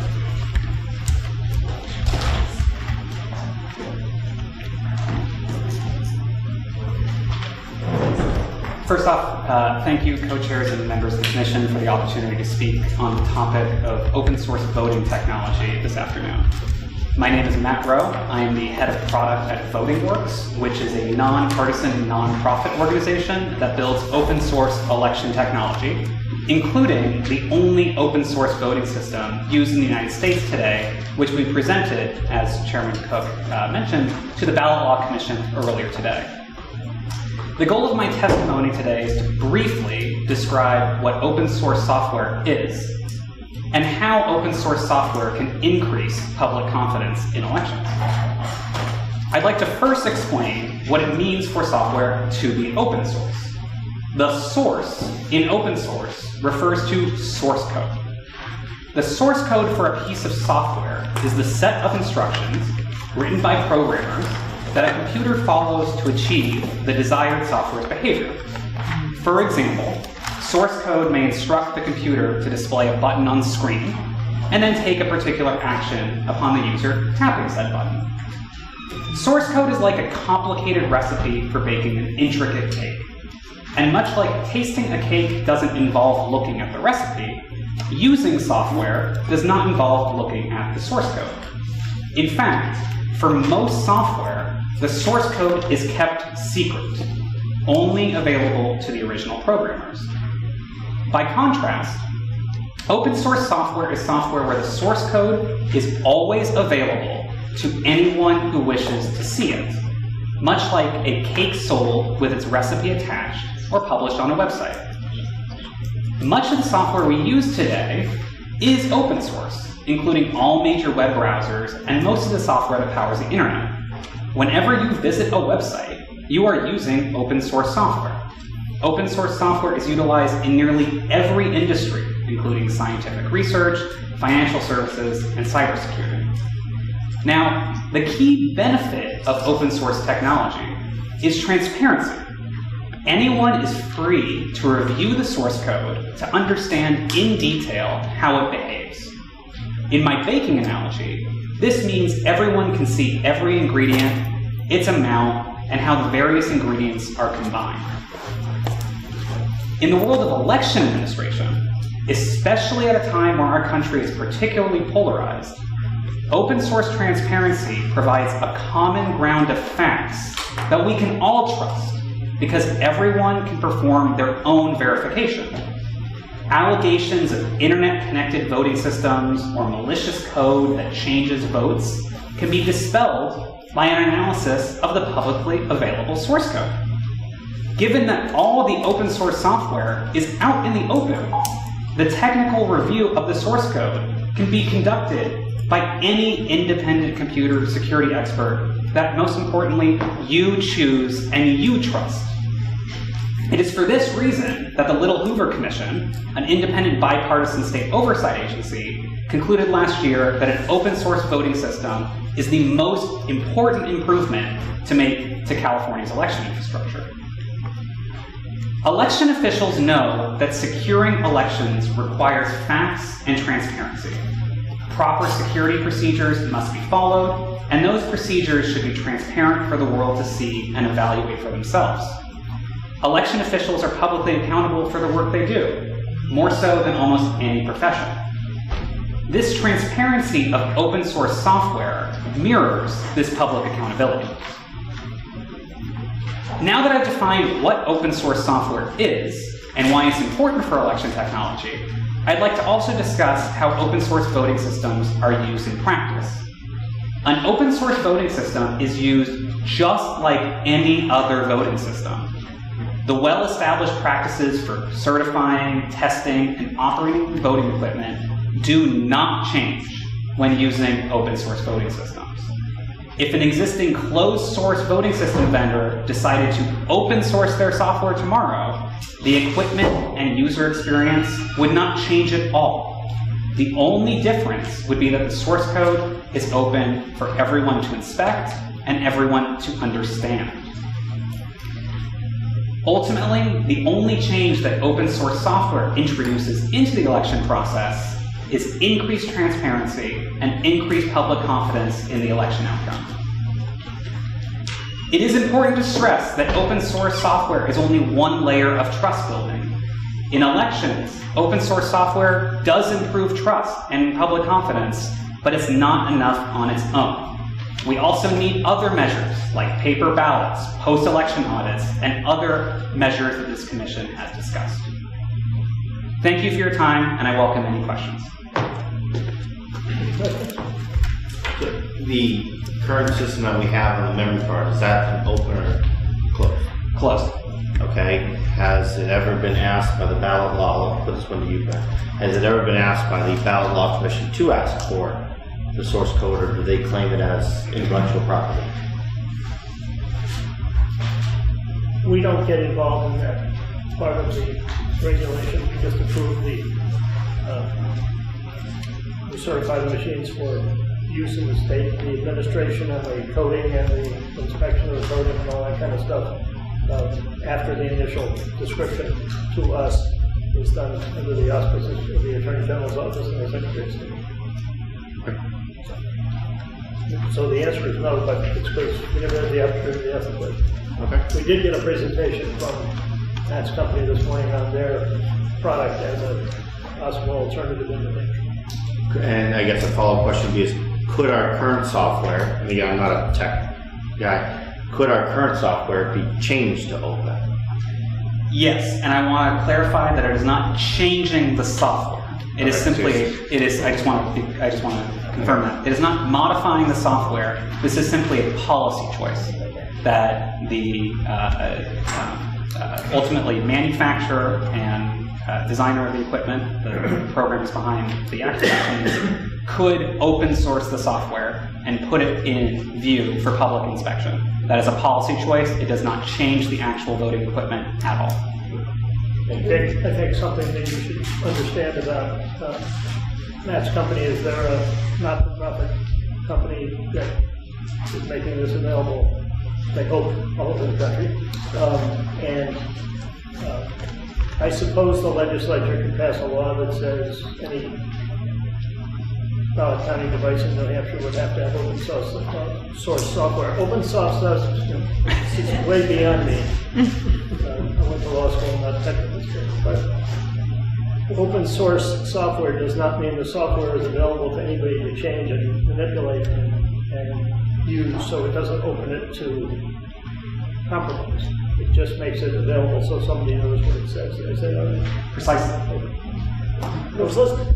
Chairman, can you clarify, so this is one of the vendors who presented this morning, or is that? Yes. Okay, of what, 3 vendors, you said? Or 2? Okay, thank you. We're gonna hear from the other one too, or is that? We did. Just did. Oh, okay, so he's got a new product. He presented, for those of you who were here, I apologize.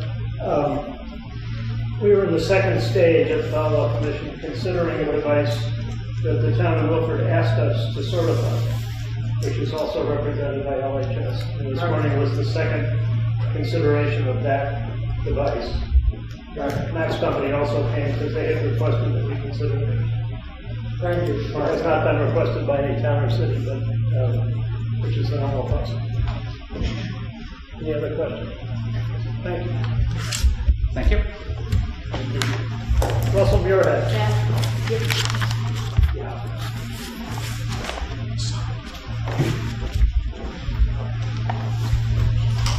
Professor, Representative Muirhead. Hi, thank you. Thank you all for your work on this vital topic. I'd like to just share briefly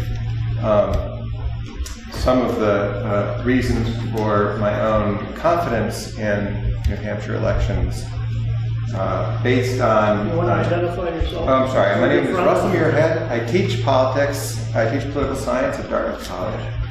I serve in the New Hampshire legislature and the House of Representatives.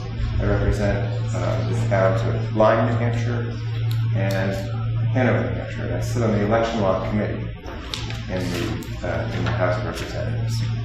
And in my work on that committee and my work trying to make sense of American politics and explain it and teach it to students, I have really since the election of 2000 taken interest, like many citizens, in the data that's available about flaws and the reliability, both the flaws of and the reliability of elections in the United States. And I'd just like to briefly share with you some of the data that gives me confidence. I'm not an author of the studies that I read.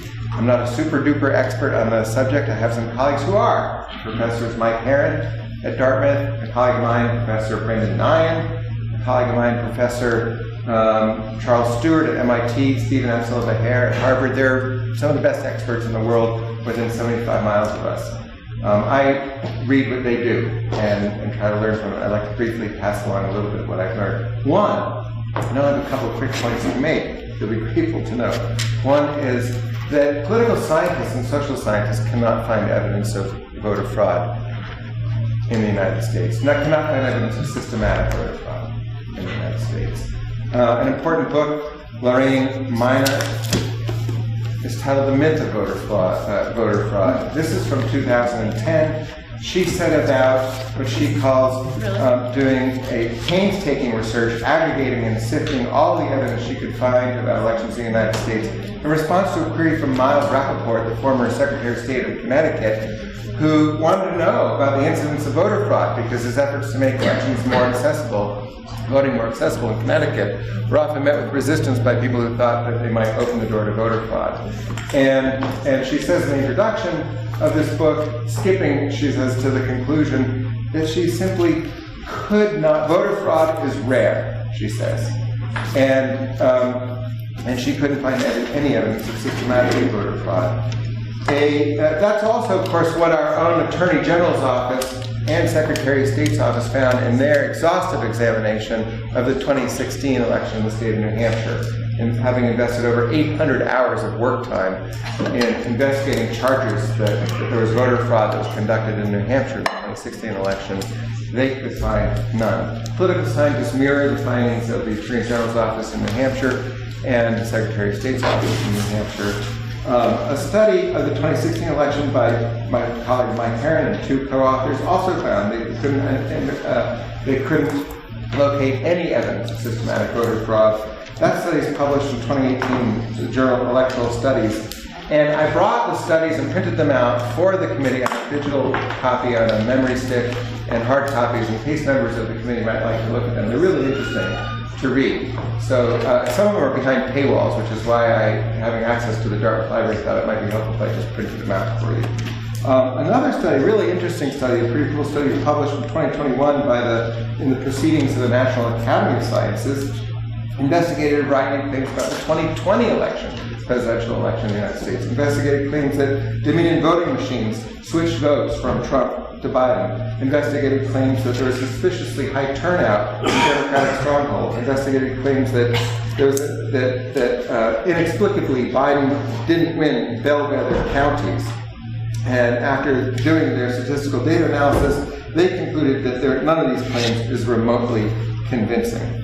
Another study in the most difficult journal, I think, in political science to get published in is called the American Political Science Review.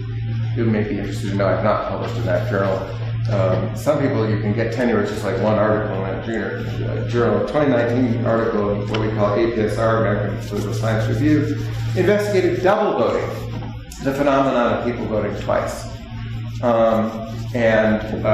Which might happen if you manage to register twice, if you have a second home, or can register fraudulently in a second location, or if you impersonate another voter. And this is the kind of phenomenon that I think a lot of people do worry about when they imagine voter fraud. It's not the only kind of voter fraud. They concluded that it's just not carried out in a systematic way in the United States. They think that what shows up as double voting is actually attributable to measurement error in turnout records. And so to say they really just couldn't find any evidence of double voting in any large numbers. If political scientists can't find any evidence of voter fraud, what they have found is that what leaders say really matters. And if leaders say that there's voter fraud, then citizens who find those leaders really compelling or persuasive of other subjects, maybe trade or taxes or social issues, will believe them. And that's not surprising. It's impossible to do all the research about the political and social world for oneself. You have to trust leaders and trust people who you tend to agree with.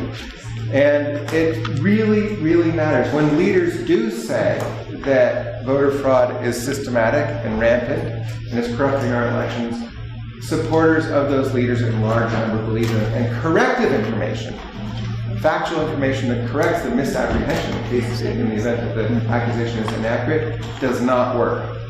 It's very difficult, very easy to cause people to believe, you might say, that there's voter fraud, very hard to correct the mistaken belief that there's voter fraud.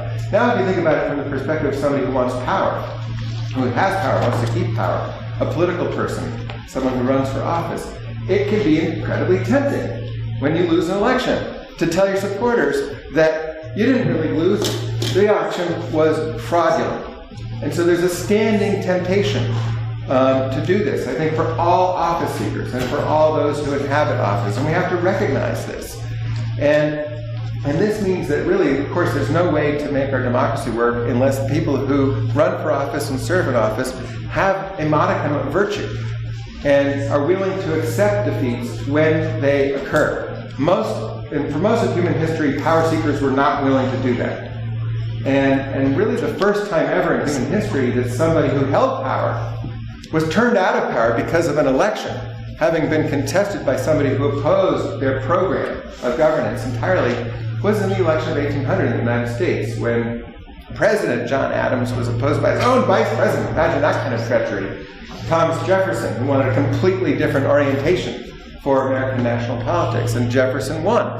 And as we all know, John Adams didn't take it happily. He didn't attend the inauguration. He was a pretty grouchy guy even in his best days. He was very, very upset, got on his horse, and put his own tail between his legs and galloped back to Quincy and conceded. That's the first time in human history we have this kind of turnover. Political scientists will say that democracies aren't really stable until you see that happen a couple times. The second time was when his son lost to, I think, Andrew Jackson in 1828. And so the two Adamses, these people who, one-term presidents who lost, you could say they really did more to sustain democracy in the world and in the United States than maybe all the winners combined. And I think that's true of all those losers, including those who weren't incumbents, whether that's John McCain or Hillary Clinton or Al Gore, or incumbents. And I think it's particularly punishing to have an office and lose it. When George Herbert Walker Bush, lost to Bill Clinton, we can only imagine how difficult it must have been. But all of those people have an incentive to say, hey, there was fraud. And it's very hard to undo what they say when they do it. There is, however, so it's just important, leaders have to tell the people of Salem, there are no witches here. If leaders say, oh, public confidence is suffering, people are worried about witches, let's have some trials, then there will be widespread belief in witches. So leaders have to tell the truth. Democracy won't survive if our office seekers and office holders don't do that. It's commendable that in the state of New Hampshire, our leadership has done that, including our sitting governor, who's done it in an unambiguous way and who's repeated his own confidence in New Hampshire elections. Not only our current Secretary of State, but the preceding Secretary of State, who also said, even alongside their deep concern with election integrity, have also said unambiguously that we have reason to be confident. Those statements by leaders really matter. Another, I think, encouraging thing, consistent with the testimony we just heard, recent findings in political science suggest that what does help increase confidence in elections among those voters who have lost confidence are official audits. There's a study which is included in the stack, both in the digital memory key version and in the paper version, by a group called Bright Line Watchers, which is a consortium of political scientists, of voters in Maricopa County, Arizona, and where an audit was done. And the survey showed, first of all, that Democratic voters had very high levels of confidence in the 2020 election. Well, it elected the person they voted for, so they had no reason to be too upset about it. Independent voters had sort of also pretty high levels of confidence, but Republican voters had relatively low rates of confidence in the 2020 election in Arizona. When those Republican voters were informed about the specifics of the official audit that was conducted in that county, rates of confidence increased from 22% to 48%. So that's that's a really powerful finding. And it leads me to, first of all, think that the brand new audit regime that we have is one that we're going to have to implement. Well, I trust the Secretary of State's office to implement with great care. We're also going to have to publicize it in, I think, in a really assiduous way. That reflects House Bill 1467 that was just signed by Governor Sununu. It passed in the Election Law Committee in the New Hampshire House by 20-0 vote. It passed on the floor with a voice vote. After passing the Senate, a revised version came back to the House and passed again on a voice vote. So this was passed with a whopping bipartisan majority. Democrats and Republicans are willing to get behind an audit regime, a regular audit process. And I'm not sure it's the best regime. Maybe we should revise it. Maybe this committee could make recommendations along those lines about what the very best audit regime might look like. But right now, for the one we have, it's only beginning to be implemented.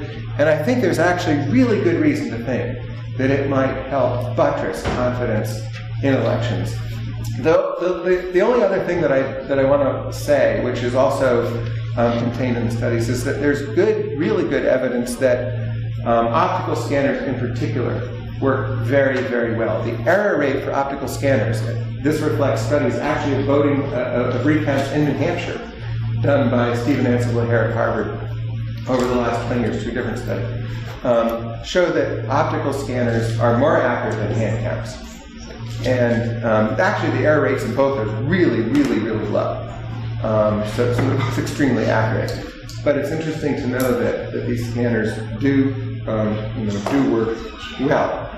As Ansel Blair and his co-authors write in a 2018 Election Law Journal, it's the title of the journal, Election Law Journal article entitled Learning from Recounts, they say, the fact that the average scanner is more accurate than the average human in counting ballots on election night is not an argument against checking the work of computers. And they come out very strongly for an audit process of machine counts.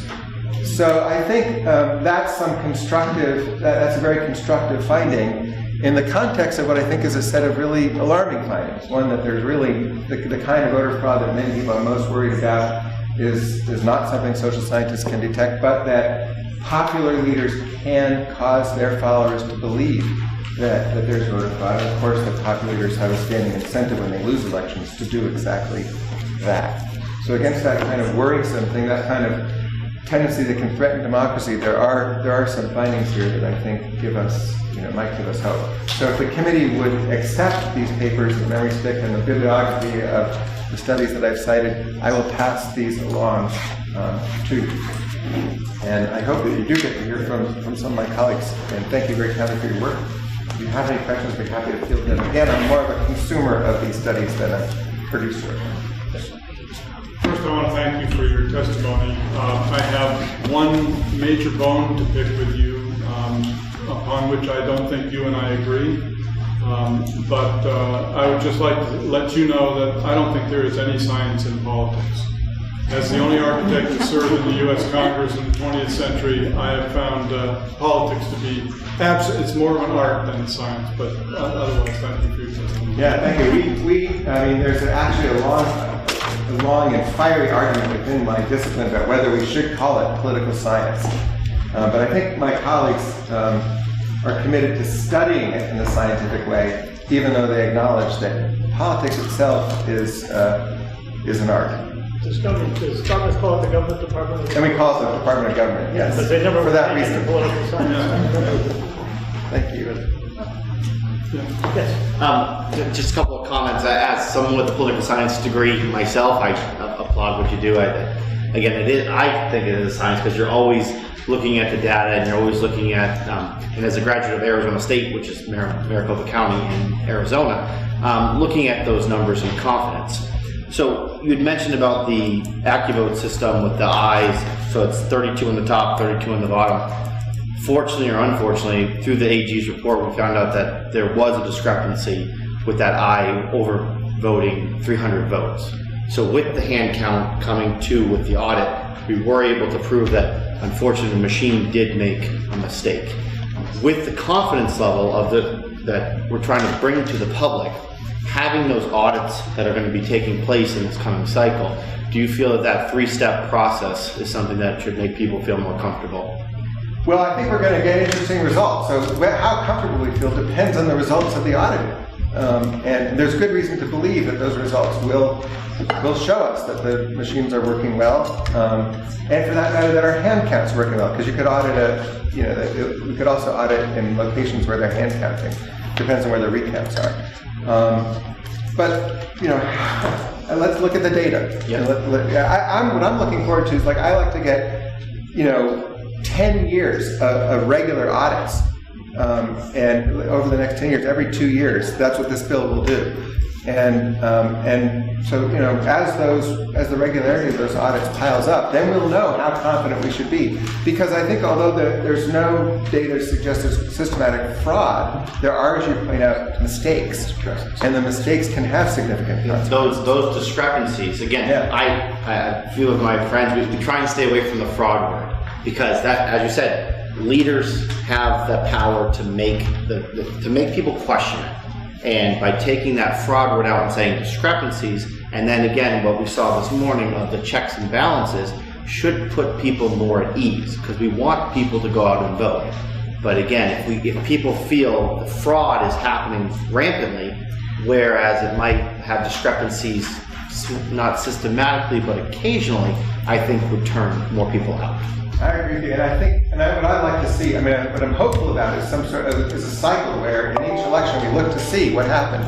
And what caused the discrepancies? Whether the absolute number is high or low. I think it's going to be very low, but it's not going to be zero. Yes. And so the question will always be, how can we drive it down? How can we have the lowest discrepancy level in the entire country? Is it ballot design? Is it something about the instructions? Is it something about the machines, the way ballots are handled? So I think in every cycle we should be able to improve our election performance. Thank you. Yeah, I really appreciate your testimony, especially as someone who served myself on that election law committee. We have a broader question of trust. People, I'm involved in a group called Braver Angels, and we just had a workshop down in Boston on elections, and somebody said, people trust social media more than they do their neighbors. There was also somebody at that workshop who told me the problem is it's the people against the government. And I appreciate your testimony because I think it does zero in what is our scope. But I wonder if you have any other thoughts about trust in our country and how we can build trust. Yeah, I really appreciate that, and I appreciate the work that Braver Angels does. I mean, I think that's why I think I have hope for your committee as the kind of institution, the kind of special committee that, it's a lot of time for all of you, a lot of time for the active citizenry that's here witnessing this today. I'm hoping that your work does build trust. I actually think that more generally, is just as Americans, we have to learn how to trust each other and kind of enjoy each other, like each other, even though we disagree with each other. We're always going to disagree, and our disagreement, it's not, the disagreements are real, they're consequential, and they matter when it gets to legislation. And I worry, for instance, in the legislature about, that there aren't enough just lines of friendship, there aren't enough people hanging out across party lines. People aren't going to get lunch together and having a beer together and or a cup of coffee or whatever, and learning how to like each other, telling jokes, or learning how to enjoy each other, even though they disagree. And that kind of, I think at the level of the neighborhood, of our towns, and in our formal politics, we all need to really work hard, and much harder than we have been doing, not to demonize the other side and to learn how to enjoy each other. Because I think we need to trust each other as human beings, especially because we disagree with each other. Thank you, sir. Thank you. Might I suggest that if we're going to allow 20-25 minutes for each speaker, and no matter how good they are, we're probably only going to be listening to another 5 or 6 people. I think a lot of people came and would like to speak, so could we encourage people to stick to 10 minutes or so that we can have some additional comment if we're going to leave at 4:30, 5 o'clock. I'm sure people will try to be concise. Even Turgeon not going to accomplish it, everything, but anyway. Eva Costello Turgeon? She left. She left, all right, then she's not here. The top is here. We can't be here. Come in the front row. Come on, walk over here. James Ziebra.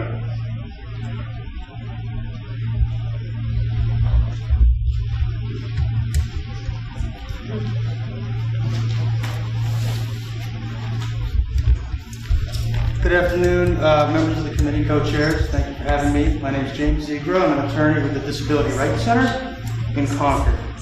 I'd like to provide a written copy of my remarks afterwards, if that's all right. Sure.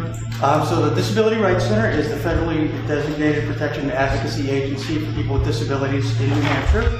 Our goal is to protect their civil rights, including the right to vote. My comments today are focused on 2 issues that impact the confidence of voters with disabilities in this state. The first is the use of accessible voting devices in federal elections, and the second is about poll worker training, competence, and etiquette when working with people with disabilities. So, for all voters, trust is an essential component to ensure confidence in the electoral process. But historically, the experience of people with disabilities has been much different than that of other voters who do not experience disabilities. Being able to cast a ballot privately and independently is something new to a lot of people with disabilities. And until recently, people with physical disabilities faced difficulty making it inside the polling place if it's not physically accessible, people with intellectual, speech, or hearing disabilities, were asked discriminatory questions about their competency to vote simply because they couldn't communicate in spoken English. And in order for blind voters to cast their ballots, they had to rely on somebody else to physically mark a paper ballot for them and just hope that that person that they trusted was marking it accurately. So, two pieces of federal law, the Help America Vote Act, HAVA, and the Americans with Disabilities Act, the ADA, were enacted to reduce and remove barriers for folks with disabilities. Both laws mandate that polling places are accessible, and HAVA specifically requires that voters with disabilities are provided a means to cast their ballot privately and independently. This includes having at least one voting system that's accessible to voters who are blind or have visual impairment at every polling place in all federal elections in New Hampshire. So, because of these laws, voters with disabilities are now able to physically access buildings. They are also able to cast their ballots privately and independently. And since 2016, the accessible voting system in New Hampshire is called the One for All system. It's used in all federal elections, and although it's an electronic system, the One for All produces a paper ballot. So, to be clear, it is not online voting. It does not record or store votes electronically. What it is it's a tablet, a keyboard, and a printer, and it allows people who are blind or visually impaired to select choices privately, and when they're done, they hit enter, and the ballot prints out, and it marks the ballot exactly for who they voted for. So after they make their selections, they take that same paper ballot, which is identical to the ballot that everybody else uses, and puts it into the tabulator device that we saw earlier. Or if it's a hand-counting precinct, it'll be hand-counted. While there's still work to be done to make the One for All completely accessible, it's an essential tool to allow people who are blind or visually impaired or otherwise unable to physically mark their paper ballot to vote independently and privately. So, bottom line, the One for All has significantly improved the voting experience for people with disabilities, and more importantly, it's brought New Hampshire to compliance with federal law. Since it debuted, the Secretary of State's office has done a great job working with blind voters and disability advocates to address concerns related to privacy and accessibility, and we do look forward to continuing that work.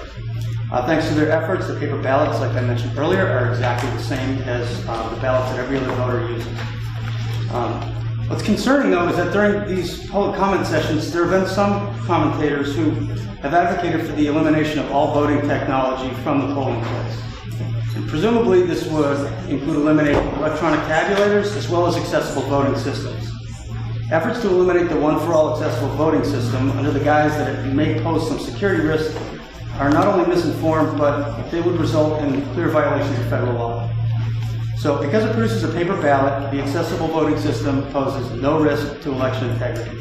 In fact, the opposite is true. One for All has enhanced the confidence of voters with disabilities throughout the state, many of whom have waited their entire lives for the opportunity to vote privately and to vote by themselves. So, concerns about election integrity regarding the One for All system are almost certainly due to misunderstanding about how the system operates, how it works, and how the paper ballots produced are tabulated in voting precincts. So the Disability Rights Center strongly discourages this committee from recommending the removal of the One for All system during federal elections. As I said earlier, federal laws mandate that those elections are accessible, and going back to the old requirement of having somebody else mark a ballot for you, you're not going to meet that accessibility standard set forth by federal law. It would make elections inaccessible to folks who are blind or have a print disability. The other system that the Secretary of State's office recently put into place is an accessible absentee voting option, and I believe Bud Fitch talked about this a few sessions ago. So instead of completing their ballots, or having somebody else complete their ballots, the accessible absentee voting system allows people to fill it out, print out the ballot, and then turn it into the town, and where it will be hand counted. Again, it's getting rid of these systems would completely erode a lot of the confidence that people with disabilities have in the voting process. The second thing I want to talk about today is training and etiquette of election officials and poll workers for people with disabilities. So, after each election, the ERC reaches out to voters, and a lot of voters contact us too to talk about their experience at the polling place and voting. And one thing that consistently comes up is a lack of training and, for lack of a better term, etiquette when dealing with voters with disabilities. This manifests itself in two ways. First, there's a lack of training concerning the setup and operation of the one-for-all machine I was talking about a minute ago. And the second is a lack of knowledge, the rights, the accommodations when people go to vote. So, generally this lack of knowledge causes voters with disabilities to have poor experiences when they're voting, and they may lose confidence in the electoral process and be less likely to show up to vote again. And studies have shown that the rates of people with disabilities voting are much lower than the rates of people without disabilities. So in terms of the problems related to setting up the one-for-all machine, it's a relatively simple system to set up, and the Secretary of State provides great instructions about how to do so. But what we hear from folks is that the poll workers, when they go and they check in with the ballot clerk, they give their name, they say, hey, I want to use the accessible voting system. A lot of times those ballot clerks don't know what they're talking about, and a lot of times the people have to wait longer, or maybe there might be one person in the voting precinct who's familiar with how the system operates. And as a result, they're not prepared to assist voters, and it's not uncommon to hear poll workers will actively try to dissuade people from using the one-for-all. One voter recounted a previous election where, the town clerk just kept saying, hey, don't you want to have somebody else fill out the ballot for you? It's a lot easier, it's a lot quicker. And the person said, no, I want to vote privately, I want to vote independently. So this is just, it's emblematic of what we're seeing and what we're hearing from folks with disabilities throughout the state. And delays are another big problem too. Like I said earlier, some people just don't know how to, some poll workers don't know how to set up this system, despite the fact that the Secretary published very clear instructions on how to do so. And we've heard from people that have to wait 20 or 30 minutes even after they've checked in with the ballot clerk before they're able to get the system up and running. And on at least one occasion, a voter waited for over an hour because the election officials in that town called the Secretary of State's office and requested that the Secretary of State send a staff member to that office to drive to their town, troubleshoot the system, and fix it. It took less than 5 minutes once the person from the Secretary of State's office arrived, but that voter had to wait over an hour, and it was just a negative experience, and it sours a lot of these voters with disabilities who need these systems to vote privately. These are things that voters without disabilities don't experience, and they wouldn't tolerate it, and they shouldn't have to tolerate it. So the other piece that I wanted to talk about too is interacting with poll workers, and we again routinely hear from voters about how they're treated from poll workers, and it's clear that many poll workers are not aware that people with disabilities have rights to accommodation when they're voting. For example, some poll workers don't know that a voter with a disability can have somebody, if they choose, to come into the ballot or the voting booth with them and help them mark their ballot. Other poll workers don't know who's allowed to use the one-for-all voting system, which, as it's called, one-for-all, anybody can use it. I've used it multiple times. It's a pretty streamlined experience. And so two recent experiences really illustrate this problem that I wanted to share with the committee today. The first concerned in a 2020 election, a woman went to vote in her town and she requested an accommodation at the polling place. The ballot clerk got confused and shouted across the crowded room to the moderator, hey, disabled person's here. And although the person was able to cast their vote, the poll worker's behavior was completely inappropriate and it left the voter very upset. The second story I want to share, it was published in the newspaper a couple years ago. In 2018, there was a young nonverbal voter who had a difficult time voting because the poll workers weren't sure if he had the competency to vote. After much persistence from the young man's mother, he was able to cast his ballot, and the Secretary of State's office clarified later that the young man was unquestionably eligible to vote. Nevertheless, the mom received a call from the New Hampshire Attorney General's election fraud unit several months later. The mom summed up her experience by saying, quote, I feel like my community is against me. I feel like I don't belong. I feel heartbroken, end quote. So these are experiences that are not uncommon for voters with disabilities, and regardless of poll workers' motivation, it doesn't seem like it's malice. I think a lot of it is just a lack of training. And so that's the good news, is that it's a very fixable problem. And there are steps that this special committee could take to meaningfully improve the experience of voters with disabilities that not only comply with federal accessibility requirements, but they ensure that all voters are able to vote with dignity and respect. And I have a laundry list of items here that are in my written comments, but some of the highlights include encouraging the Secretary of State's office to continue to improve the one-for-all system, ensure that any new tabulators that are considered for future elections are compatible with the state's accessible voting system as it as it stands, or if the state adopts a new accessible voting system, that it's compatible so that voters with disabilities can use the tabulator as well. Maintaining and improving the absentee accessible voting program, and providing specific training to election officials regarding the rights of voters with disabilities at the polling place. And with that, I'd like to thank you all for your time today, and I'd welcome any questions if you have any. Any questions? Seeing none, thank you. And I'm going to take your written testimony. Excellent, thank you. William Zoller.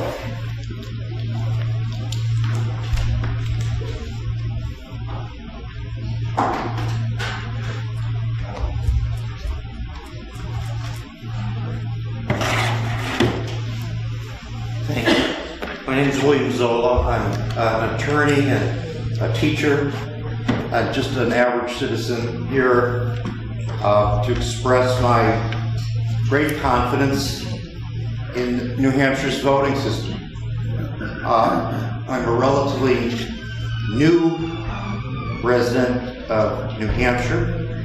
Our family moved here from Chicago, Illinois in 2018. And Chicago, of course, is a place where voter confidence is a legitimate concern because of Chicago's notorious reputation for political corruption and election interference by party officials. Here, I'm happy to say we've encountered none of the problems that voters typically face in a large state like Illinois.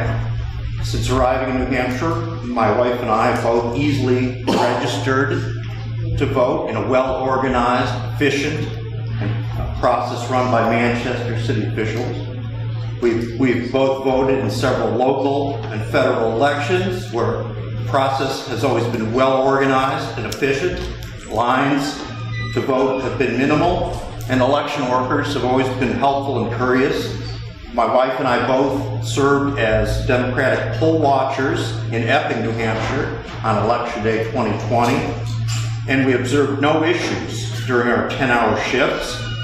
At least in that polling place, countless Republican and Democratic volunteers worked together with civility, courtesy, and a shared sense of community purpose to ensure that our fellow citizens could register and vote without difficulty or incident. So that leads me to question the purpose or need for this committee. So I want to echo some of the comments made by the professor who testified earlier. It's a mystery to me that I understand the purpose of the committee, but what is the need? Why? Notably, our Republican Governor Sununu said New Hampshire's voting process is the most reliable, safe, and secure in the country, and that we are the model that other states want to be. State Republican Chair, Steve Stepanek, told the Concord Monitor, "We don't have a voting problem here in New Hampshire." And then Secretary Scanlon has previously stated and then reiterated here today that he has complete confidence in the way New Hampshire runs its elections. And we've heard today about additional reforms that are being put into place to enhance voter confidence in the process. So then, what then has prompted the need for this committee? It certainly is not to root out voter fraud, because as we've heard, there's simply no evidence that voter fraud ever occurred in the last elections. Perhaps a few discrepancies? Maybe. Of course, the stated purpose of this committee is to improve voter trust and public confidence in the state's election system. But can those voters expressing a lack of confidence in our system point to anything concrete? Is there any actual evidence of fraud or malfeasance? Or are those expressing doubts about the last two elections more upset with the results of those elections rather than how the elections were administered? Our concern, something that the professor touched upon, is that repeated unfounded allegations of voter fraud, especially by our leaders are part of a national trend to create a pretext to pass legislation designed to limit voting rights under the guise of election reform. This committee should not let that happen, and if it concludes that New Hampshire's voting process is reliable, safe, and secure, as the governor has said, it should publicize that fact loudly and clearly. Indeed, the very fact that this committee has been formed on the basis of no evidence of voter fraud whatsoever is only further proof that New Hampshire residents have no reason to question the fairness or integrity of their election system. Now, there is one very important initiative that this committee can undertake to inspire confidence among the electorate, and it has to do with a radical legal doctrine known as the independent state legislature theory, which will be the subject of a case heard by the U.S. Supreme Court in a case next fall. Very briefly, this independent state legislature theory has the potential to give state legislatures near absolute control over administering federal elections, while placing at risk many state constitutional provisions and taking all oversight away from elected officials such as the state governor, the secretary of state, election commissioners, and state judges over matters related to federal elections. This committee should stand firmly against the independent state legislature doctrine and encourage all of New Hampshire's elected officials, Republicans and Democrats, to do the same. Above all else, this committee should reaffirm the principle that in New Hampshire, all votes shall be counted and the will of the voters will be honored. Thank you very much. Thank you. David Kiley.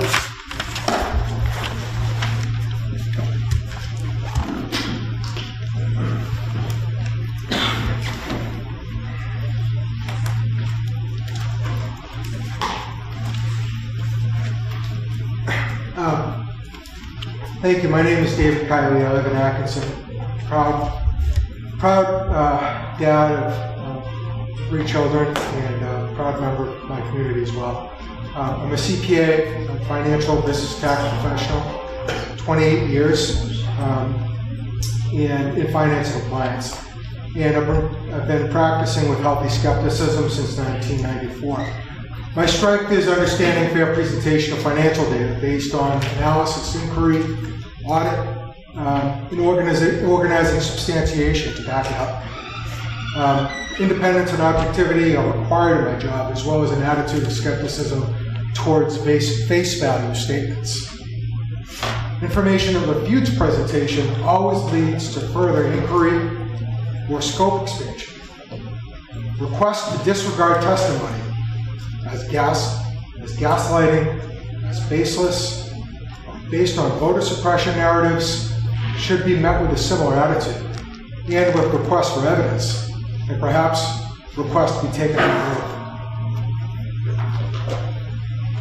What creates doubt in our elections?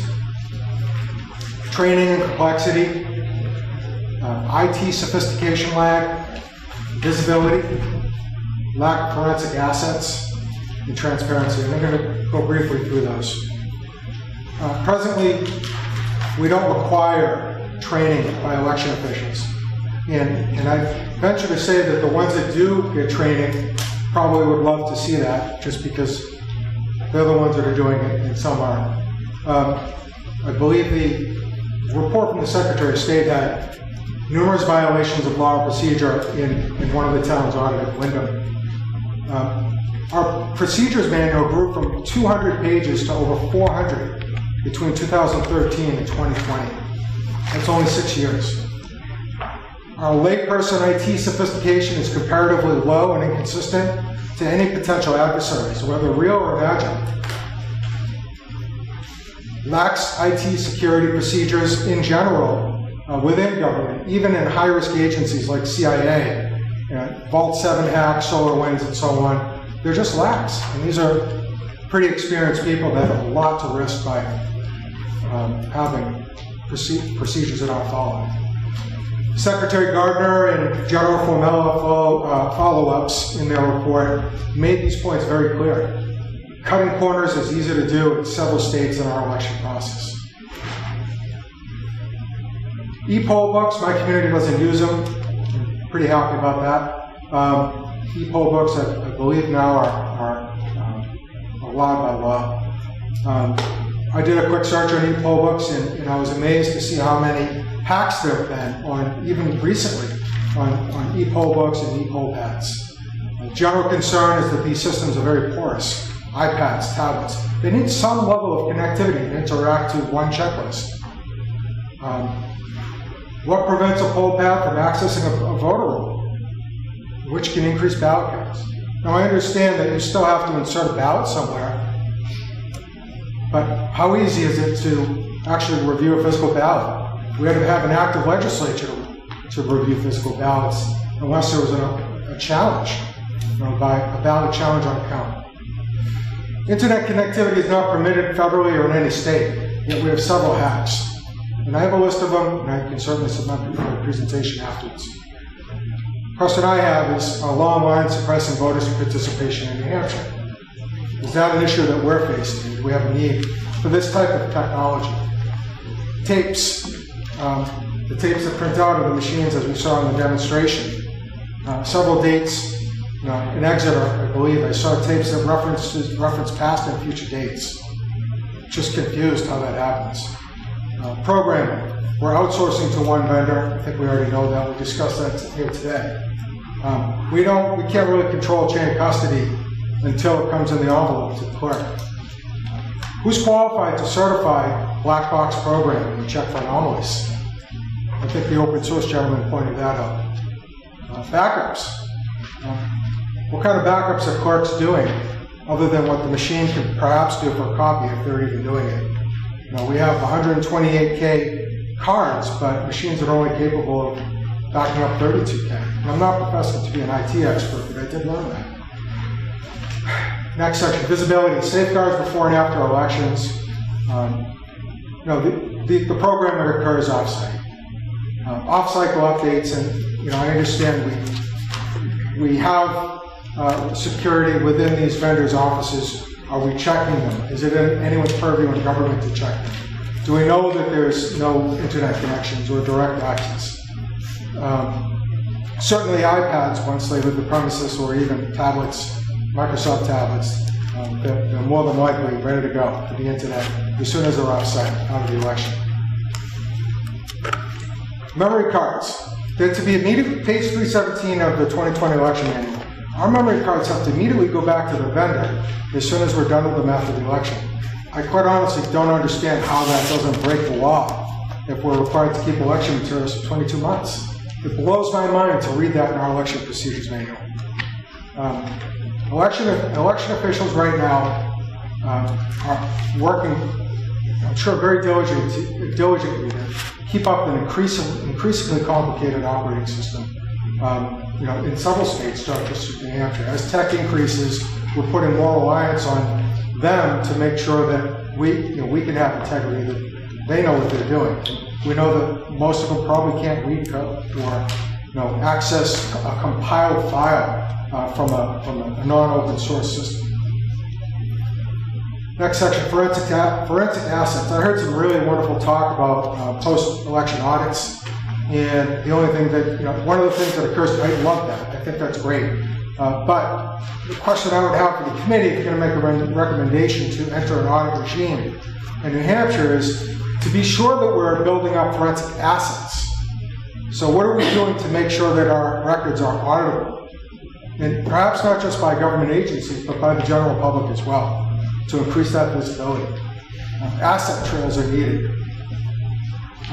How much of HAVA dollars have been spent on creating forensic assets? And forensic assets could include a lot of things, but one of them might be copies of devices that we're currently using, whether it's the operating systems of iPads or memory cards, before they get inserted into machines, before we insert that end ballot to an election, after the election final reports are posted. maintenance as well, both pre and post maintenance. The programming right now is not readable, at least on the active votes.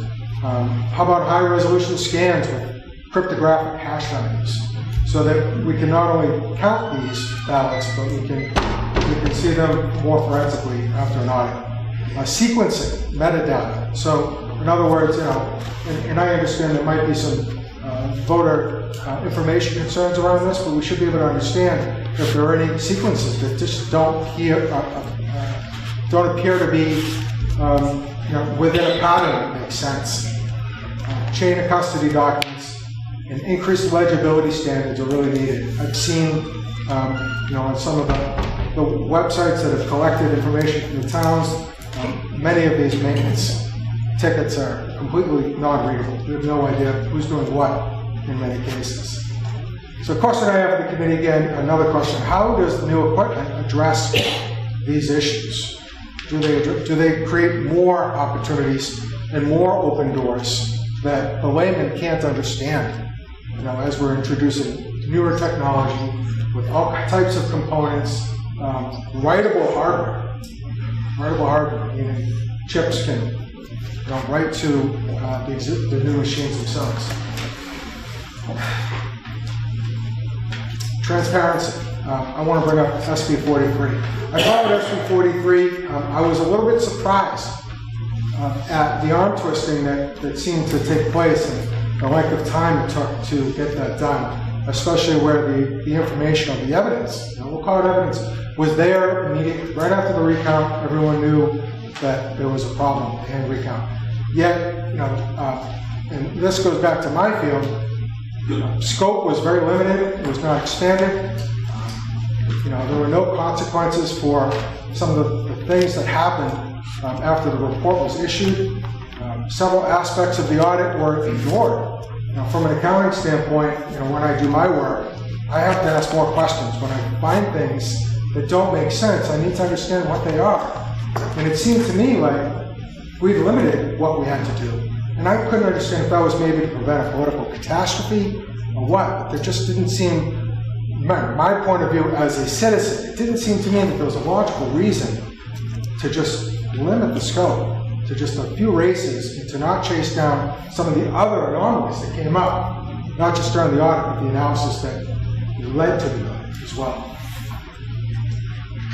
In general, I've heard that getting answers from officials is overly difficult. Sometimes I've seen some 91As or right-to-know requests in order to get official counts. Our documentation is spread way too widely around the state, so it can be very difficult for a citizen audit to occur. And just the fact that an active legislature is required to conduct an audit makes no sense to me. Makes no sense. We need some sort of readily, quickly available way for the citizens to make challenges in a general sense and have that investigated and publicly produced for the rest of us to understand and read, and for someone, perhaps like a sheriff, I don't know, to make a decision on whether or not to pursue further evidence. So, again, scope is not properly expanded where problems are discovered. And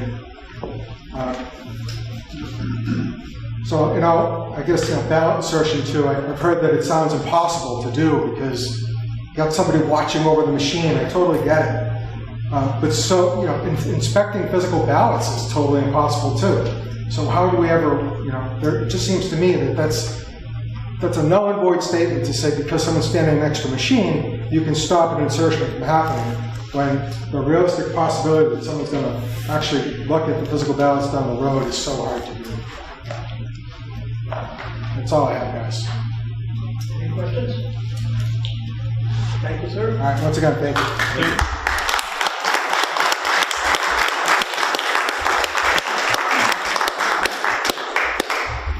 Jeff Forrester.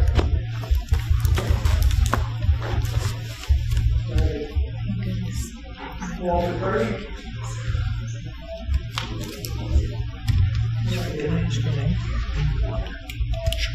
Christina Lynch.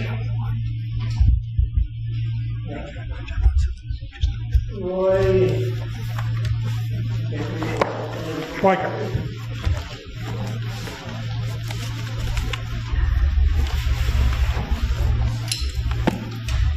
Good afternoon, Mr. Chairman and members of the committee. I'm Roy Schwartz from Concord. I'll try and keep this short.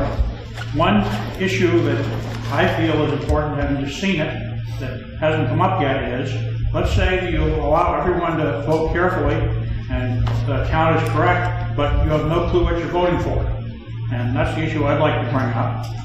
It turns out that apparently there is no state regulation that requires that the explanation of a charter amendment have anything to do with what the amendment actually does. And I sent you an email about this if you read it, but the Charter Commission for the Concord School District is proposing to change the charter, which would change the method of voting for the Charter Commission from by ward to at large, would also eliminate the election finance disclosure for Charter Commission members, but that's not in the explanation. The explanation has nothing to do with what the charter amendment will change.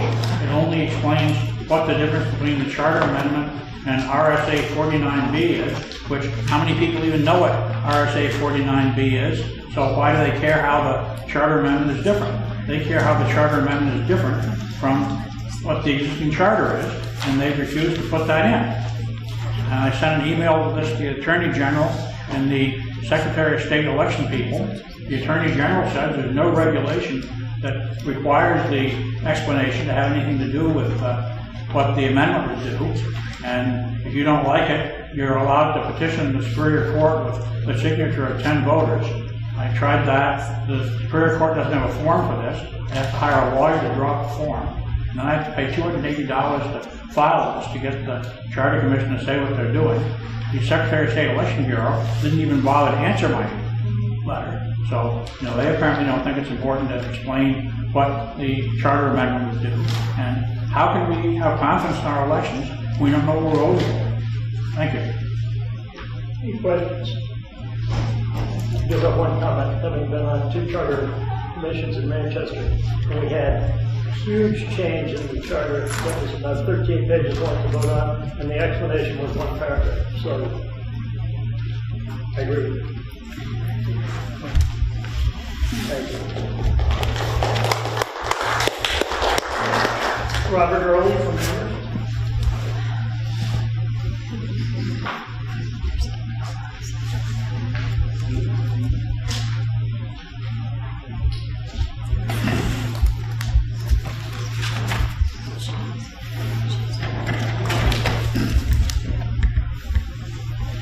Hi, Robert Early from Amherst. Buying the Dominion voting machines is the last thing you should do. In the aftermath of the 2016 elections, the Democrats were furious with the vulnerability and integrity of the voting machines. In the aftermath of the 2020 elections, it's the Republicans that are furious with the vulnerability and the integrity of the voting machines. The Secretary of State and the voting machines have a massive credibility and transparency problem with the voters. All you get from your office is smoke and mirrors, nothing to see here, don't want to investigate anything. You're afraid of the answers, afraid of the truth. In your reality, the ballots are essentially never to be recounted. The 22 months that the ballots were mandated to be kept is just to fool the public that they're guaranteed fair elections. The Windham audit just aggravated the situation. However, we discovered the machines don't count the ballots. Instead, they make an image of the ballots, and the machine counts that. The machine code that counts the images is made by a third party and is secret. Secret to the public, secret to the election officials. On top of that, the evidence of the ballot images and machine code determined the vote in Windham were erased by the auditor at the conclusion of his investigation. In fact, the ballot images and the machine code are routinely overwritten before the following spring. There should be no secrecy surrounding the counting of the votes. There was full transparency when the votes were being hand counted. If you continue to use voting machines, the voting machines should be programmed with open source codes that are available for public scrutiny right after the election. Code should be simple, with only codes that actually count the votes and nothing else. Memory is never erased until the 22 months is satisfied. Circuit boards should be checked and verified there's no chips that function as modems. We need constant vigilance of voting machines. One way to do this, after each election and before certification, take 2 sample towns or precincts and do a complete hand count of every race to compare to a machine count. The sample towns or precincts should not be cherry-picked by you, but by each political party. Instead of hiding behind the laws of what you can or cannot do, tell the legislator what you need to correct the perception or the reality that the elections are rigged. It's not good enough to continually declare that elections were the most secure ever without providing supporting evidence that proves it. Do your job and prove to the voters that the elections are safe and fair to all. Fix the integrity and the transparency problems first, or after the next legislation session, you may be trashing the machines in favor of hand counts. Thank you. Any questions? Thank you, sir.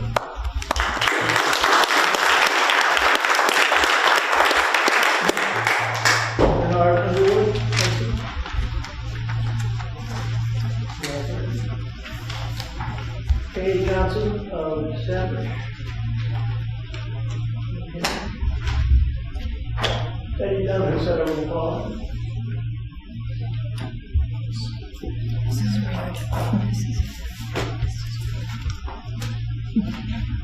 She did say over the phone. She said over the phone. Thank you, sir. Yes, I am Betty Dunn, and I am the Deputy Town Moderator and School District Moderator in Windham. And since Windham's past 2020 election has been discussed and there has been several inaccuracies stated about what happened in the past, if anyone personally would like to speak to me at some point, I would be happy to clear up any of the questions. And I didn't know whether or not I would speak today, but I did want to answer simply one question that had been brought up earlier, and I'm not sure if it was Mr. Splaine or Mr. Teschner that brought it up, and that was talking about the question of during the audit, what happened about the process that was used in setting up the machines for the recount. And I know that I've said this when I spoke before this commission, that I think it's really a benefit to you if you read the actual audit. And I have a printout of it here, and I know that the Secretary of State's website has a link to it right at the bottom of the audit. And one of the things that you will learn is the process that they went through when they made the decision of whether or not to count, what should be done to the count on the machines before they started doing the audit. And there is on page 34 and 35 of the audit, there's a description of what process they went through in that decision making and the pros and the cons of whether or not there was a benefit to the long-term validity of the count by the different means. One, simply setting it back to 0 and keeping the same date. And another where they could create digital images of each card, and another where they could make a copy of the cards before returning them. They put in analysis of the description of the risks of which of those 3 processes they would choose to use and why they decided on the process. I am one who helped give out those folded absentee ballots before the election, and I have nightmares about the fact that this is the result of what we actually did when we had no idea that that was going to cause that result and cause this discrepancy. This was not fraud. This was not malevolence.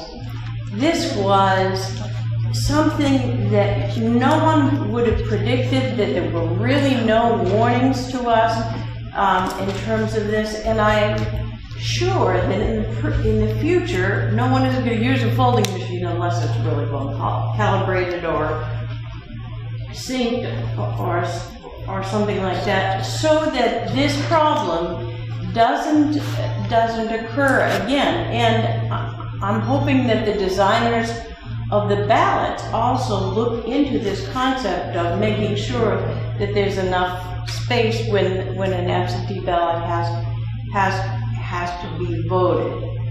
So those are the only things I wanted to say, and I'm happy to answer any questions from the board here, or if there are people afterwards that would like to learn the true facts and not some of the distortions that have been put out. I'd be happy to answer them. Any questions? I understand about the folds, and that was obviously a mistake, it was unintentional. But the second, after that audit, there was a pretty critical, as I understand it, there was a pretty critical report from the Secretary of State and from the AG directed to the Windham folks with quite a few areas where there was concerns about how the election had been run. And I find that troubling, and I guess my question comes down to, we know that the folks that do the work they're local folks, they're locally elected, and they work hard for very little compensation, and I really appreciate the work they do. But there are occasions when people mess up. And I wonder if you would comment, one of the things I'm struggling with as a member of the committee, someone who has done a lot of work supporting those local election officials and really appreciates the work that they do. But what should be the accountability when there are errors? And we've heard people talk about mandatory training. The Secretary of State's office has taken a position. These are locally elected officials. They offer a lot of training. I've been involved in some of that training, but it hasn't been mandatory. And as they're elected officials, do we have a right to make it mandatory? I guess that's a question. And secondly, how do we hold people accountable when they do make mistakes? I think you bring up a good question, sir, and I don't have an absolute answer. But I can tell you, for example, in Windham, the moderator and the town clerk and I have participated in many in-person and online trainings. And despite that, yes, there were things that should have been done better. I'll say, for example, the testing of the ballots was grossly insufficient. But I can also say that if we didn't test enough ballots, but if we had tested the required amount, we would not have found this error. Because there's nothing in the manual that says that you should test folded ballots, or ballots that have gone through the machine, the folding machine. So that's one thing. There was significant distress over the labeling of the boxes. Truly, they should have been labeled better, and they should have had the standard stickers on them. However, we didn't get the boxes and the stickers in time to do that, and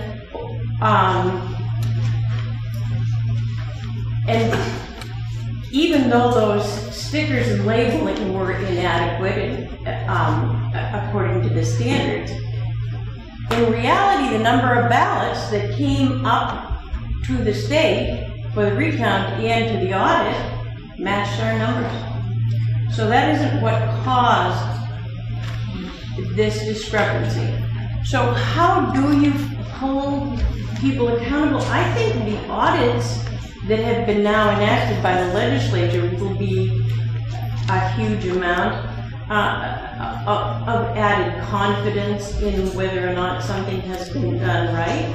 I mean, if you found deliberate malfeasance, obviously you could remove people from office. But I don't know that anyone has found that.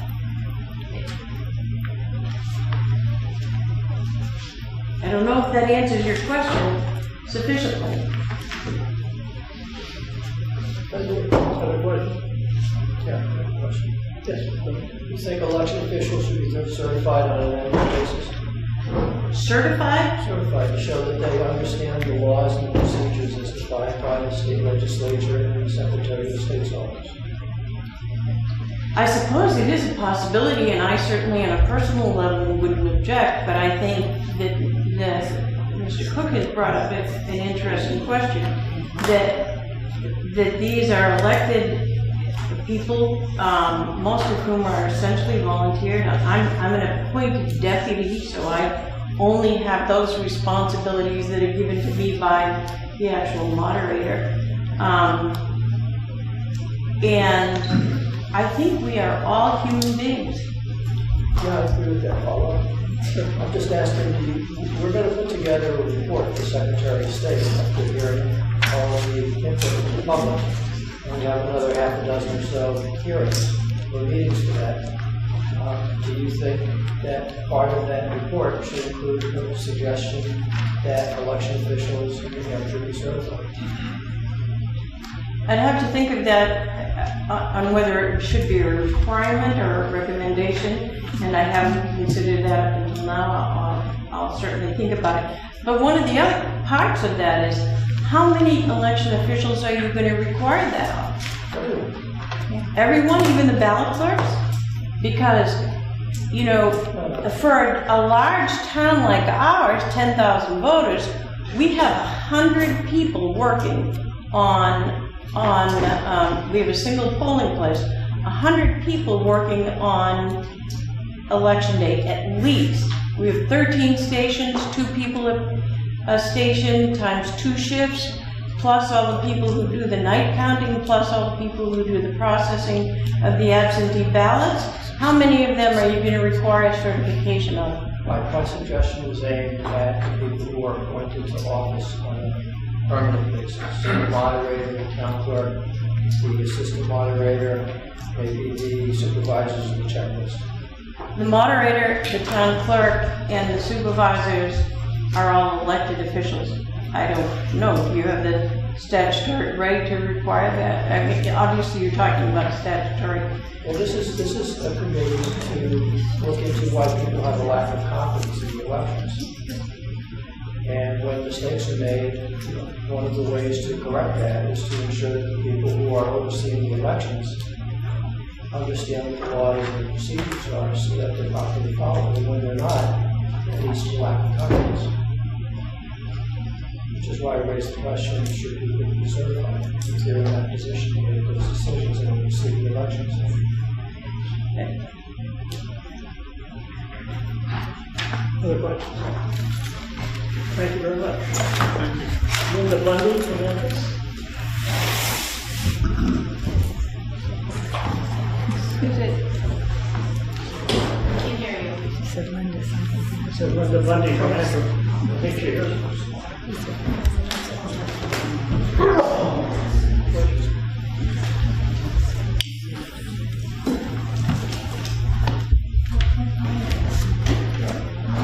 Good afternoon, Chairman Cook, Chairman Swett, members of the committee. We can't hear you. My name is Linda Bundy, and I'm from Antrim. Based on my personal experience of more than 40 years as a voter in New Hampshire, I have confidence in the running of our elections and the results. I agree with Governor Sununu, who has said that New Hampshire elections are the gold standard. In April of this year, he said, our system works. It has integrity. Our citizens believe in our system. Secretary of State Scanlon has said that New Hampshire elections are sound, and he has complete confidence in the results.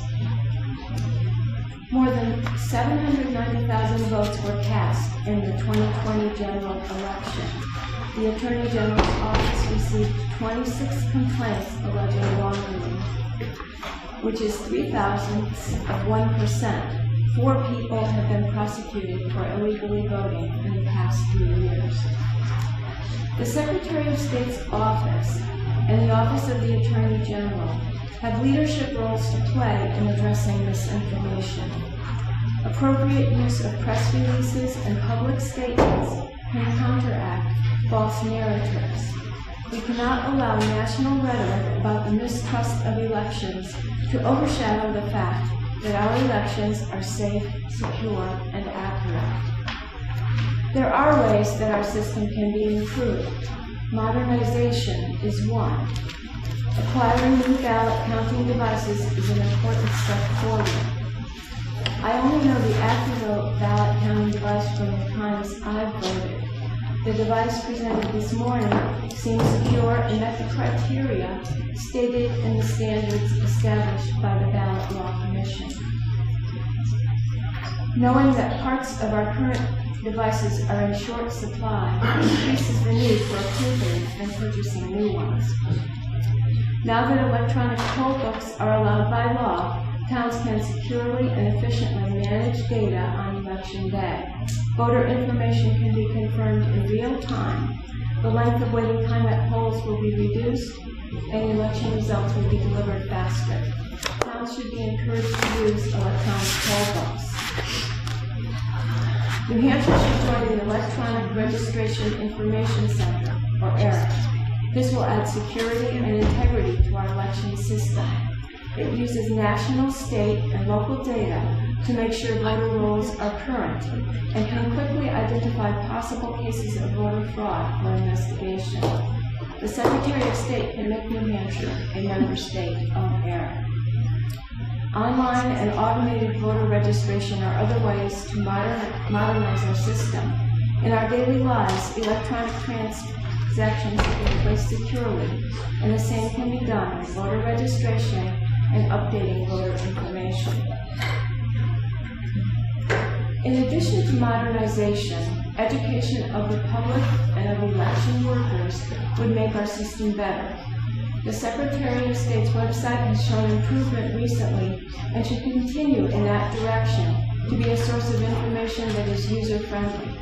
Public service announcements and posts on social media should be employed to increase public awareness. Election workers across the state should receive ongoing training and procedures in handling situations they may encounter so that their performance is consistent throughout the state. Lastly, legislation that increases access to voting for all the citizens of our state deserves the support of the Secretary of State's office. The success of voting by absentee ballot during the 2020 election is one example. More than 260,000 people voted absentee with few problems. People have a variety of reasons other than those that are currently allowed for not wanting to vote in person. No excuse absentee voting would provide them with a way to make their voices heard. Thank you for the opportunity to speak. Any questions? Thank you very much. Linda Camerata, thank you. Hello. I figured I was an hour away. I have handouts for you for after the fact, I guess, just so that you don't have to read it while I'm chatting.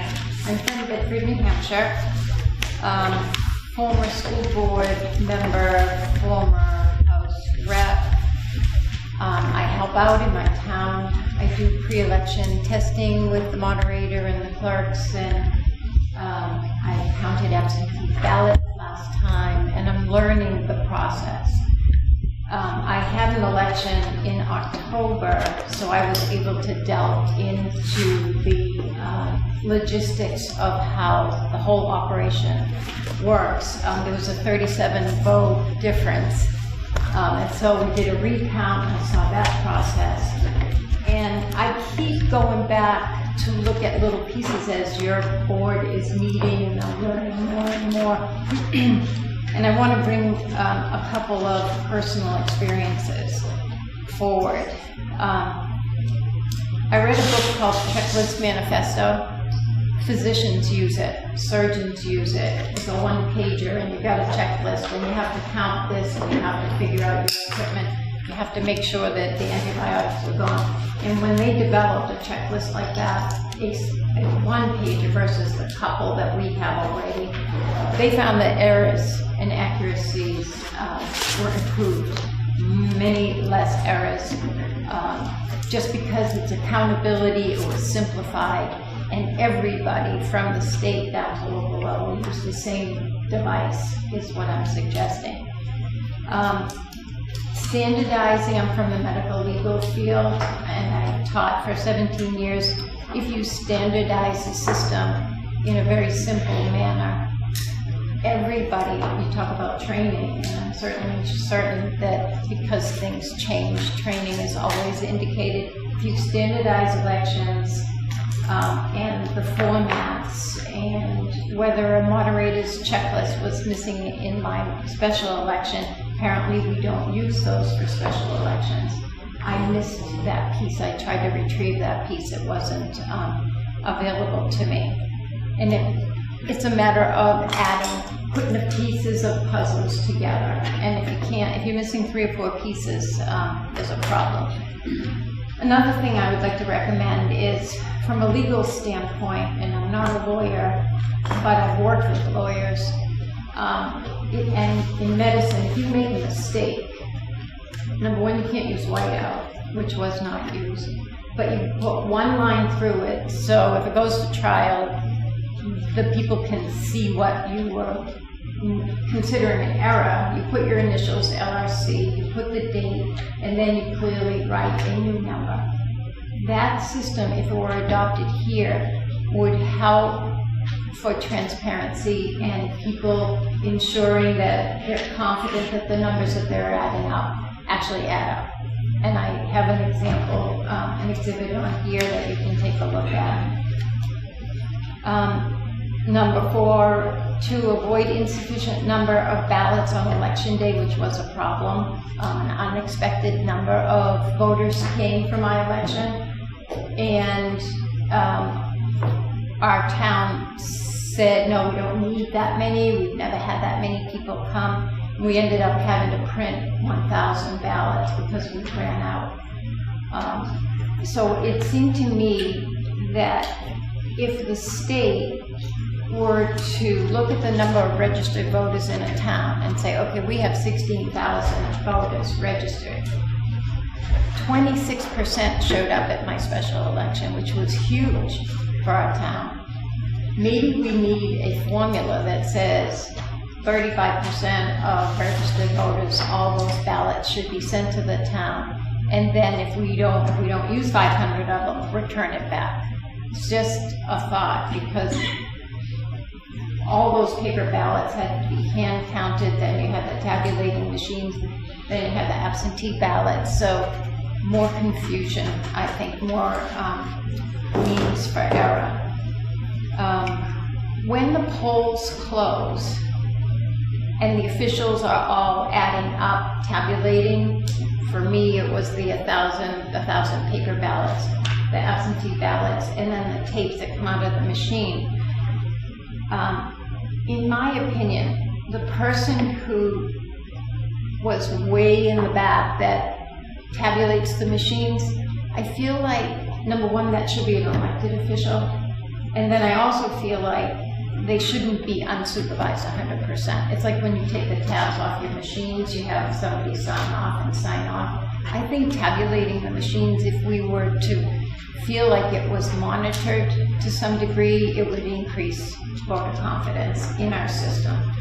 So I'm really advocating for what a lot of people did. Transparency and standardization and accountability, I think, needs to be looked at as well. Listening to the machine experts this morning, one was closed source, one was open source, and then we found out that the closed source could be open source. I would recommend open source no matter what machine you pick, just because we like to look at everything. We like to see pieces of the puzzle. And I think that the ballot machine tapes should be stored both at the state level and the town level. And apparently that's not done. They are accessible at the town level, but what if we had a fire or something? It would be nice to have those tapes available. And I thank you for your time and all your work. Any questions? I'd be happy to answer questions. Any questions? None? Thank you very much. Thank you. Thank you.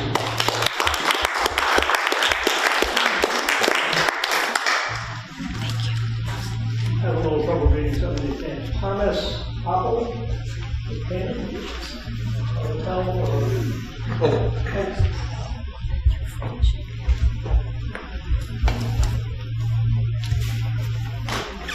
First of all, let me thank the committee for your work.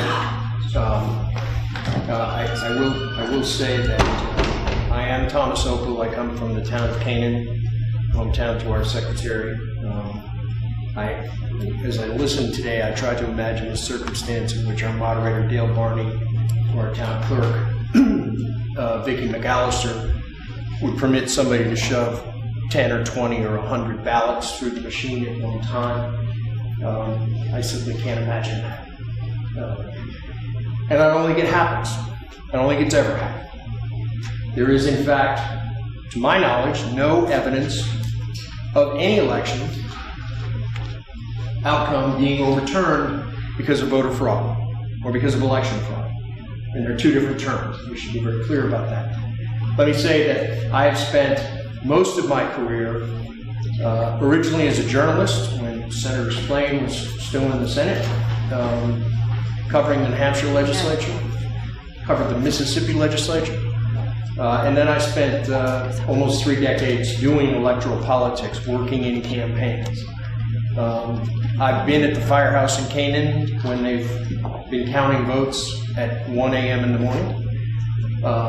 I think we need to remember, while we would all support, I think, the idea of more training, more opportunities for folks working in elections to get training, we also should understand most of these folks are volunteers. They're not being paid.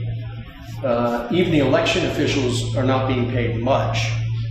And the fact of the matter is, one of the things that's happening these days is we are having a harder and harder time recruiting people to even run for these offices, to even run for the legislature. So, one of the things that I wanted to point out, and other people have done this, Professor Muirhead, Representative Muirhead, did a far better job than I could ever do in terms of the statistics regarding the minuscule nature of real voter fraud in this country. But let me give you one statistic that I thought was interesting, and it's from the Heritage Foundation, a very conservative organization that has a database of voter fraud. They specifically looked at voter fraud over the last, it dates back to 1982, almost as long as I've been around. And in those 40 years, they have documented 1,357 cases. 1,357 cases in 40 years. In that same period of time, and I couldn't do the math. I was an English major, so math in public is a problem for me. But what I did do was I just counted up the number of votes that had been cast in presidential elections in that same period of time. 1,357 cases of voter fraud. 1.1 billion votes cast from 1984 to 2020. Now, again, I won't absolutely vouch for these numbers, but as I did the math, that works out to 1 millionth of a chance of voter fraud. 1 millionth. And from my perspective, I figured it made more sense to look at it this way. You have a 4 times better chance of winning the New Hampshire lottery than you do of finding voter fraud. So it might be worth going out. If you think there's voter fraud, it might be worth going out and buying a lottery ticket. part of the reason, and Secretary Scanlon, Secretary Gardner before him have pointed out, one of the advantages in New Hampshire is we have such a, decentralized election system. As has been pointed out, we have over 300 polling places. We have, it would be awfully difficult to think about this simply in one town to try and create a circumstance in which you created a situation in which you fraudulently got somebody elected through some means.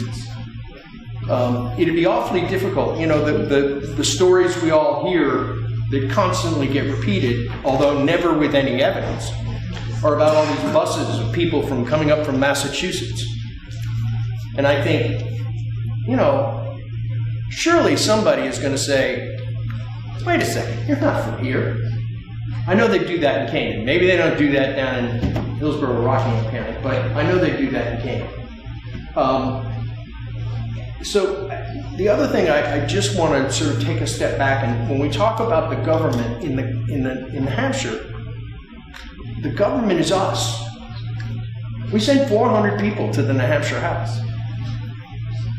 The people who are running these elections are our neighbors, our co-workers, and the danger of all of this talk about fraud and, raising questions, what was the phrase that, it takes a carpenter to build a house and any jack, can knock it down.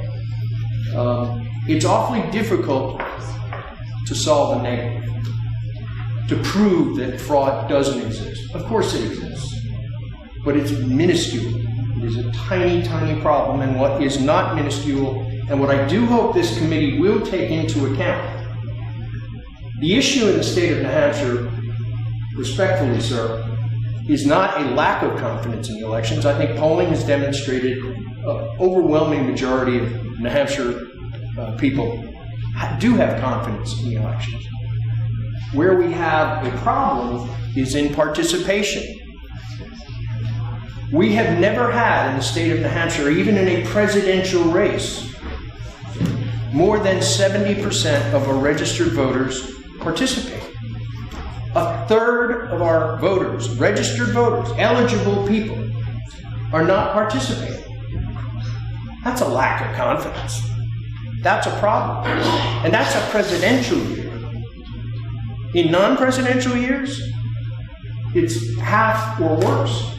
And again, respectfully to the woman who testified about 26% being a huge turnout in an off-year election or a special election, honestly, that should be an embarrassment to us. 3/4 of the people who were eligible to participate didn't bother, or didn't understand, or weren't aware. That is a problem I hope this committee will address, is the participation. How do we get more people who are eligible? More people who are of the age to vote, citizens are eligible to vote, they're not voting. And that's, to me, that's the real problem. Let me just make one quick analogy. I'm trying to keep, Mr. Chairman, I'm trying to keep my remarks short, but just make a quick analogy to business. People love to make comparisons to government and business, even though most of the time those comparisons don't work. But I think this analogy may help us understand the problem. If you have a retail business, studies show that shoplifting is an issue. People do shoplift, unfortunately, it happens. But most of the studies show it's about 1% of retail sales. That's the impact. So it's a problem, but it's not a devastating problem. It's certainly one that if you have a retail business, you want to exercise smart controls and make sure that you're not leaving expensive jewelry out on the counter to be walked away with. But if that same retail business was told you're missing 25 to 50% of your customer base, they're simply not coming into your store, what would your response be as a smart business person? Surely it would be, do whatever you could to attract those customers who aren't coming to you. It wouldn't be cut the number of hours. It wouldn't be make parking harder. It wouldn't be, making people go through all sorts of really hard problems to get into your store. You would try to encourage more of those customers to come in. Again, you want to do smart things to prevent shoplifting as much as you can. And certainly smart laws to make sure that only eligible people, only citizens, only eligible people are voting. That's all good. But we've got to spend more time on the real problem, and that is the lack of participation in this country. That is the real issue about confidence. Because if as many as half of our citizens aren't participating, how can we be confident in our government? How can we be confident in the policies? Those voices aren't being heard. Let me just say, finally, one of the things I would ask this committee is, first of all, I invite you to come to Grafton County and have a hearing there. And even though I'm not from Coos County, I don't see hearings scheduled for Grafton and Coos. Please come. Berlin. Oh, sorry, I missed Berlin. Okay, but we'd love to have you in Grafton But too. you can come to Berlin if you want to come. I may come to Berlin, but I'd invite you to come to Grafton. And Plymouth's good. Somewhere. Don't have to go to Littleton. Don't have to come to Canaan, although we'd welcome you at the meeting house. The other thing I would say to you is, I would ask, in terms of transparency, hold another meeting at night. Give people who work an opportunity to come, participate. As far as I know, most, if not all, of your hearings have been during the day. It would be helpful to give people the opportunity to participate if they can't get here between 8 and 5 because they're working. The Nashville meeting will be late afternoon meeting. Excuse me? The Nashville meeting is going to be late afternoon meeting. Great. That's helpful. And I would say we seem to, in this country, have gotten into this, what I would say is kind of a bad situation where we have this false equivalence. Where we have this false equivalency between opinions and facts. I have an opinion, but unless it's based on evidence, unless it's based on fact, it's simply a belief. I could believe the sun rises in the west. Good luck when I try to get on the road and try to go from east to west or west to east. Beliefs are just that. They're beliefs. If they're not based on evidence, then they're not fact. And we need to always understand the difference between those two. And I think sometimes we lose track of that. And I'll just close again by reiterating, I really do hope this committee, that among your recommendations, will be examining the issue of participation and doing what you can to encourage greater participation. Thank you for the opportunity. Any questions? Thank you, sir. Thank you. Heidi Hammer from Manchester.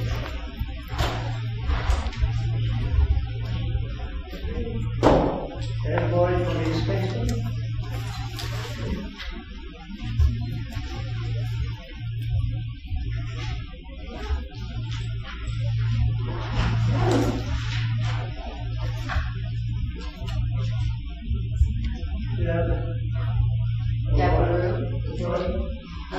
Deborah, is that me, Deborah, Manchester? Yes. That's what we get for signing up first.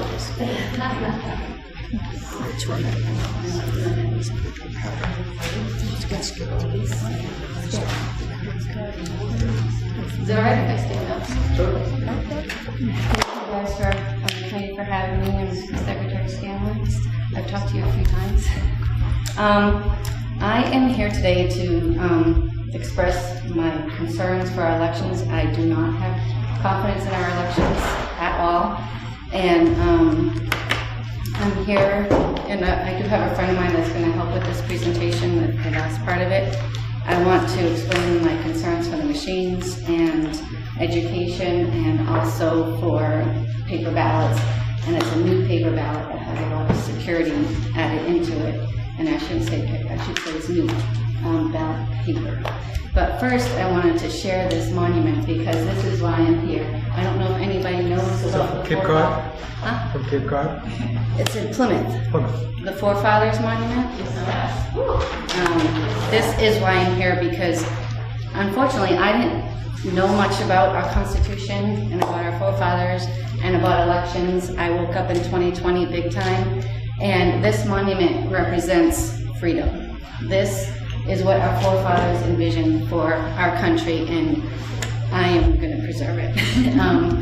Faith is in the middle of the statue, pointing to God. Ma'am, if you could address the committee. Yeah, is to God, and so our forefathers knew that God is the one that gives us freedom, not man. It's God alone. And I had my devotional today was from Corinthians 3:17. For the Lord is the Spirit, and wherever the Spirit of the Lord is, there is freedom. God was with our forefathers then, and He's here with us now, and He's going to help us get through this conundrum here. There's 4 other statues underneath this, underneath faith. One is morality, and it challenges you to look inward and to change your heart and your mind and put it towards God, understanding that God is who we answer to, not man. The next one is law. They created laws that were biblically based and represented what God wanted for us and represented things that affected everybody equally. In fact, when they came up with the Bill of Rights, the first thing on the Bill of Rights that I wrote here is the right for freedom of religion, speech, press, assembly, and petition. So we have the right to petition our government, and we also deserve to get answers. And I think one of the things that this committee should suggest is there's a divide here. There's people that think that there's no problems with elections, as we've heard, and there's people that think that there are problems with the election. And this committee needs to come up with a way to help us that have problems and questions with the elections to get answers from our election officials, because we're not getting answers, and that creates more doubt and confidence in our elections. Because I know there's people behind me here that have stacks of evidence right here that she's not getting. Nobody's responding, nobody's doing anything to the evidence. People are saying there's no evidence brought to the Secretary of State, to our AG, to our election officials. There's tons of evidence that has been brought, but no one's doing anything about it. No one is stepping up and saying, let's look into this. When you talk about software and memory cards and machines, I don't know how to read a memory card. I don't understand software. When you say there's nothing wrong with the elections, no one's doing a forensic audit of the paper. No one's doing a forensic audit of the memory cards. We don't know what the software is or what's been put on it before it gets to us. There's so many questions and nobody's giving us answers. These machines aren't even constitutional. They were brought in on a temporary basis. It's been addressed and it's been turned down in the Supreme Court. The legislature didn't vote on these machines to make them part of what we do in our election process. We don't keep their memory cards for the 22 months. They get erased. That's law. All election, like when our forefathers, they created the Second Amendment. They said everybody has a right to bear arms and carry arms. They didn't list all the type of arms. When you say you have to keep election data for 22 months, that's all election data, including the machines and the memory cards and the ballots and the voter registrations, everything. So once we have our laws, you educate people. You let them know about our elections and our forefathers and what this country stands for. And then you get freedom, you get liberty, which is the last one. And everybody works together. We, the people, create the laws. We elect people to enforce the laws for us because we can't. We need people to work with us. So when we have questions, we need our representatives to respond.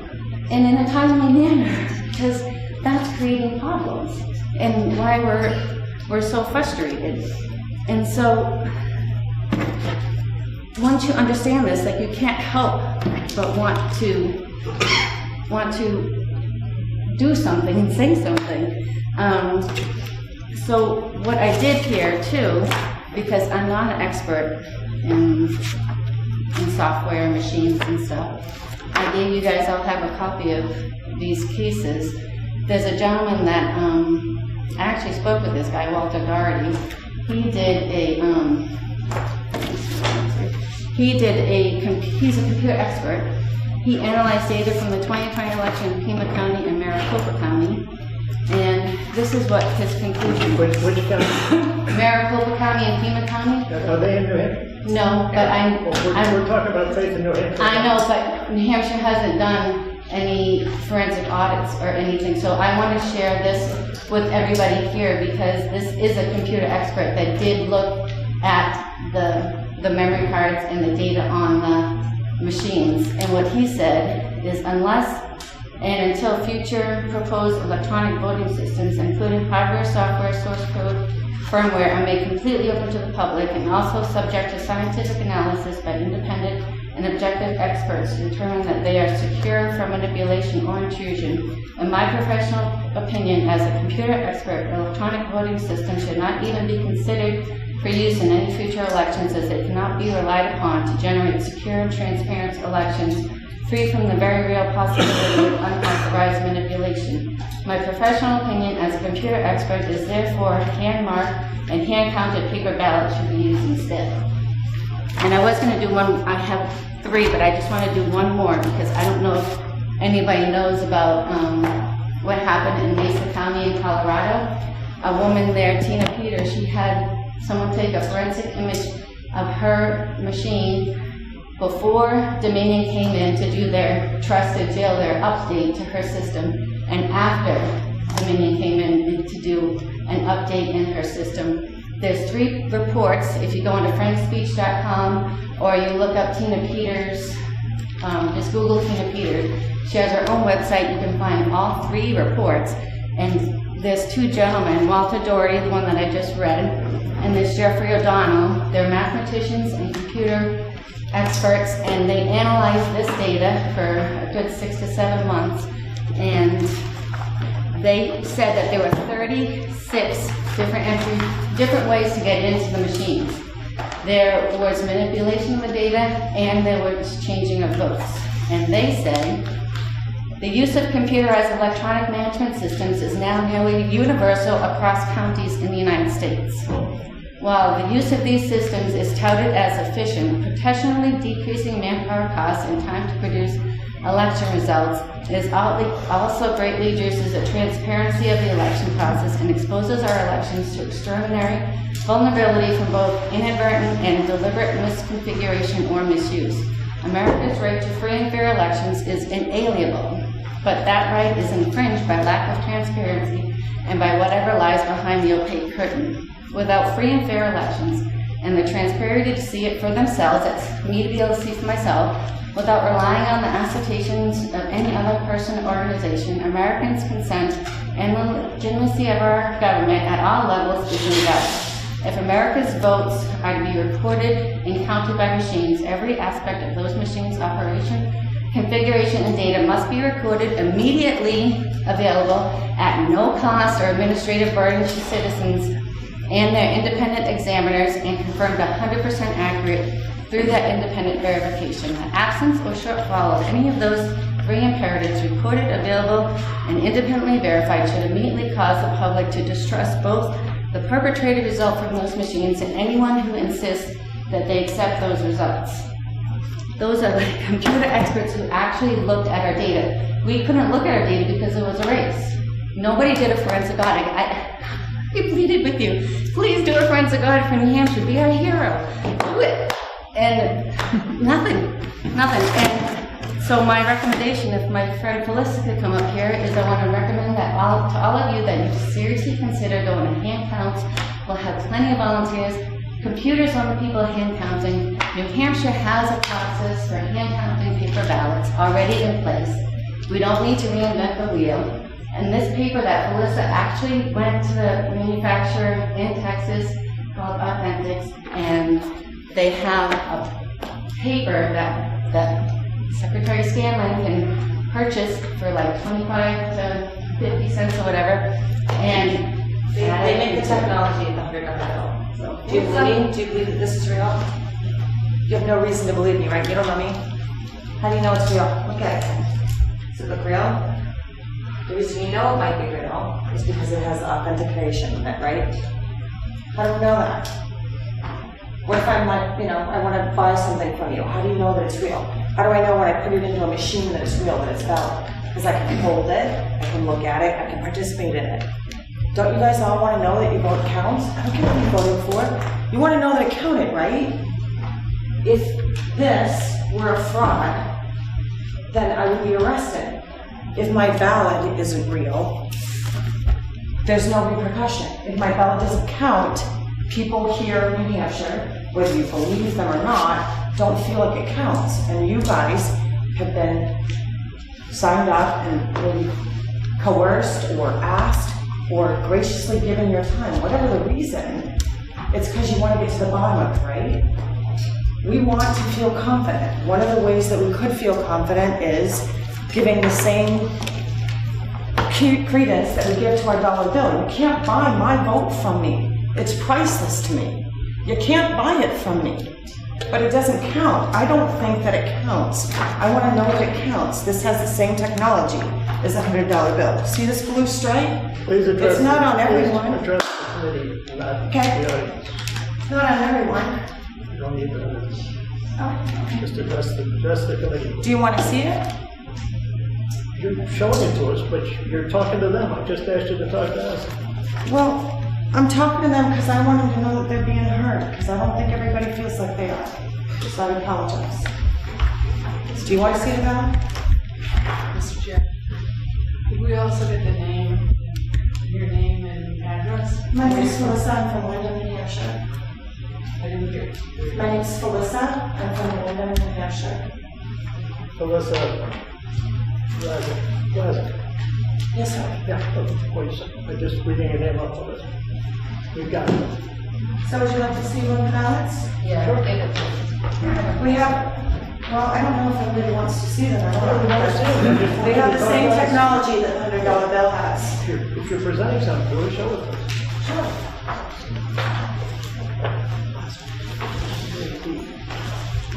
So it has a watermark on it. You can see that with this pen. Simple black line. $3 black line. Same thing that we use on the $100 bill. There's watermark on it, there's a hologram on it, there's a QR code. If I want to know where it came from, then I just put my phone number in, and it says it came from a company called Authentics. The same company that's done this for the United States Mint. If it's acceptable for them, and it's important for us, for any consumer to take this in confidence, then I want to be able to give my vote in confidence. And I think that this is really important. My vote is more valuable than this $100 bill, but the government seems to feel that it's worth the extra expense, and we're talking pennies on the dollar. It's an exercise that I did with Colonel Waldron when I went to the facility that was absolutely secured, where they're taking out old $100 bills and they're actually putting this technology on it and sending it back out into the currency, into the country. They trusted enough in that facility, our United States government, to hire them. We'll be making these same ballots, and it's 25 cents, including the printing. It goes to your office, it's processed by all of you, goes to, wherever it would normally go, but then each individual consumer, each individual voter can take on their phone and they can see that it's come from Authentics in Texas, that it's gone to the Secretary of State, who they now trust or already do trust. It helps them be involved. It's tangible to them, right? Even if they don't get it beforehand, if it's not, given to them in the mail and they come in person, they can still, there's 4 different ways for them to be able to identify that it's been authenticated. And then when it goes in, it's up to you as our governing body to be able to decide what you want to do with that information after it leaves the voter. But as far as voter confidence, it installs confidence from the moment that it lands into New Hampshire, the printing goes through your office, and then it goes out to all of the patrons. they can see their individual ballot, they can see an identifying signature, and they can also see with the watermark, with the flashlight. Who has the flashlight? Has everyone gotten to see it? Did you want to see the flashlight? So it's a $3 flashlight, no new technology needed. Whether we do hand counting, whether we do the existing LHS machines now, or we go to new ones, it's still a way that you can help them participate and feel better. Because I know that everyone on this committee, I assume and hope that you're all here to try and help us feel better, because that's all that we really, really want. Not here to debate whether or not it was genuine or it wasn't genuine. We just want to be able to feel better. And that's why everybody's here and why everybody wants to be heard. I'll yield the rest of my time to anybody else that they can be heard to. A couple of questions. Do you have any evidence that we've ever had counterfeit ballots in there? I'm not saying anything like that. I'm saying I feel good about this and I feel good about this, and I'm just offering it up as a solution, because your job is to help us feel better. Well, the reason for my question is, if we have a chain of custody of our ballots that are produced by the Secretary of State's office, sent it down to us, verified in numbers, why would having a ballot that's individually identifiable, which could identify a person with their ballot and sacrifice the secret ballot if it got in the wrong hands, how does that solve a problem that doesn't exist? First of all, I'm not legislation. Second of all, there were issues involved in the audit in Windham. So some of those were chain of custody issues, as you know. The other question that you're asking me is, how do I know that my ballot that I submitted to Windham back in 2020 isn't already compromised? Can you answer that for me? My question was, do you have any evidence that we've had counterfeit ballots? Do you have any evidence that we haven't? I'm not here to talk to you. Prove a negative. No, I don't. Do you have any that we haven't? Do we have any cases? Do we have any reports? Do you have any evidence that shows me it's never been counterfeited? Do we have any cases in New Hampshire where anybody has alleged that counterfeit ballots were used? I don't have any on me. Do you have any on you that shows that you never have? This is so much bigger than just a counterfeit dollar bill. This is about... Go ahead. Melissa, first of all, thank you for your impassioned presentation, and Deb for yours as well.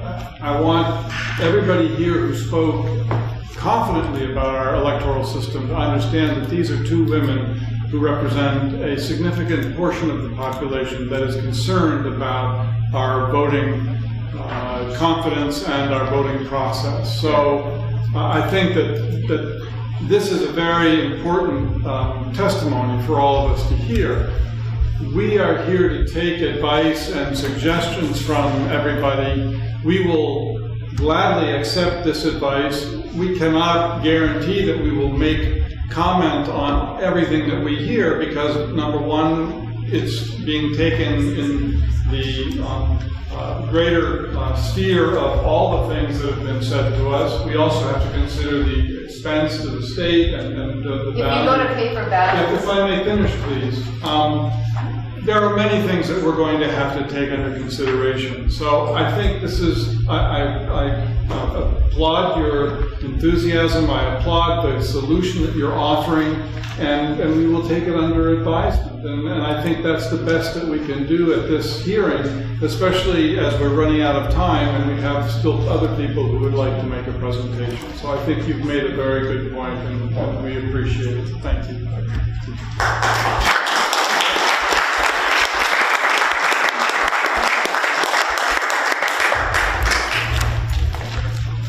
Diane Fisher of Sandown. I am Diane Fisher, but I am from Hampstead, New Hampshire. Well, somebody named Diane Fisher from Sandown signed up. Okay. I am with Linda Brown, who was from Sandown. Yeah, well, Linda, it looks like the same handwriting. Maybe she thought you were from Sandown. Okay, maybe so. Maybe so. As I just said, I'm Diane Fisher. I'm from Hampstead, New Hampshire. I have lived in New Hampshire for over 50 years. Why am I here? I am here because I think each and every one of us has a duty. We have to earn our freedom every day, and that's what I'm here to do. a very wise man that I care about a great deal, said something recently in a meeting. And he said, you know, I'm getting to this age where I'm realizing that I don't live forever and the time is getting shorter. And yet I'm really busy and I'm working and I'm trying to figure out how to help with these elections. And I thought about that. And it just impressed me so much that you take your time. Well, I am sitting here after I've been here since 8:30 this morning. I am in my 80th decade of life. I did not expect after 4 children, 8 grandchildren, etc., that I would be doing this at this period of time. And I do respect your time, and I respect all of what you have and your effort. And we've heard so many indications about what to do and what to do. Training, just off the top of my mind, because I wasn't even going to say this, but what do we do? These people are volunteers. You know what? I volunteered hundreds of hours. Hundreds. I wasn't paid. I'm not getting any political pull out of it. I'm not getting a free coffee at the local diner. Linda and I have actually, we've been on the floor putting tapes together trying to figure things out. Actually on a floor doing this. I don't know. I've been sitting here and sometimes I want to cry because I have heard people getting up and going on and on about how they trust the system. Everything is fine. I've listened to someone quoting professors from all over the place. Well, they're not here testifying, so I don't care what they wrote at this particular moment. I want to listen to a resident of New Hampshire, and that is me. And I represent so many people. I don't want to hear that it's so insignificant that it doesn't matter. I am in the Lions Club in New Hampshire. I recently was selling fried dough, trying to help raise money for my community, and I can't tell you how many people have said, oh, they're starting to put signs up again about elections. Who cares? We don't even know anymore. I've heard your own people saying, even people that are discounting whatever I may feel, that, gee, the problem isn't that we're worried about something being wrong. And you know what? He uses that F word. I've never used that word. Never use that word, nor would I in front of you, because that's not why I'm here. I'm here for one reason, because you say, and you know, and every one of you on this committee, I read your mission statement. What does it say? I wrote it down so I won't get it wrong.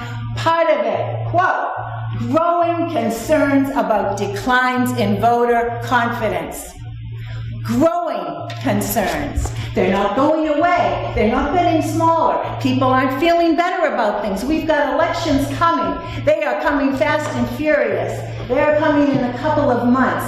Growing concerns. And what happens when we have growing concerns about it? One of the terrible byproducts of it, one of the things that in my humble opinion is a death knell to a democracy, a death knell to a democracy, is voter apathy. Think about it. You've even addressed it. People that don't agree with me have addressed it. 25%, wow, 50% is great. Why is that? Because it is a continuum. It is something that goes on and on and on. When I grew up in Arlington, Massachusetts, guess what? I had a civics class. It was junior high, now everything is middle school. I learned the value of a vote. My mother was born in Lexington, and I used to march in parades, and we talked about the shot heard round the world. We fought for our freedom. They fought for their freedom. My forefathers did. People did so we would be what we are. We, the people of the United States of America, in order to form a more perfect union, we get together. We, the people, not a certain group, not a little bit of people, not one, not two, not whatever. So what happens when you have voter apathy?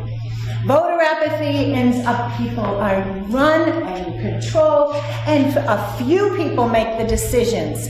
Every one of you needs an input to make a decision. Every one of you does.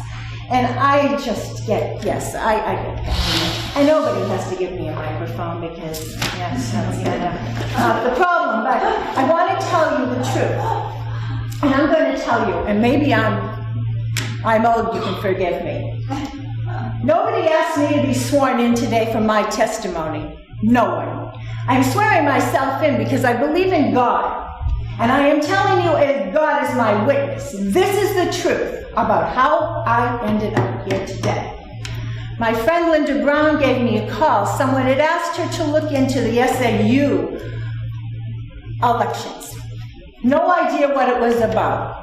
She gave me a call and she said, because she's a patriot and she cares and people know she's involved, she would be willing to work. Again, volunteer.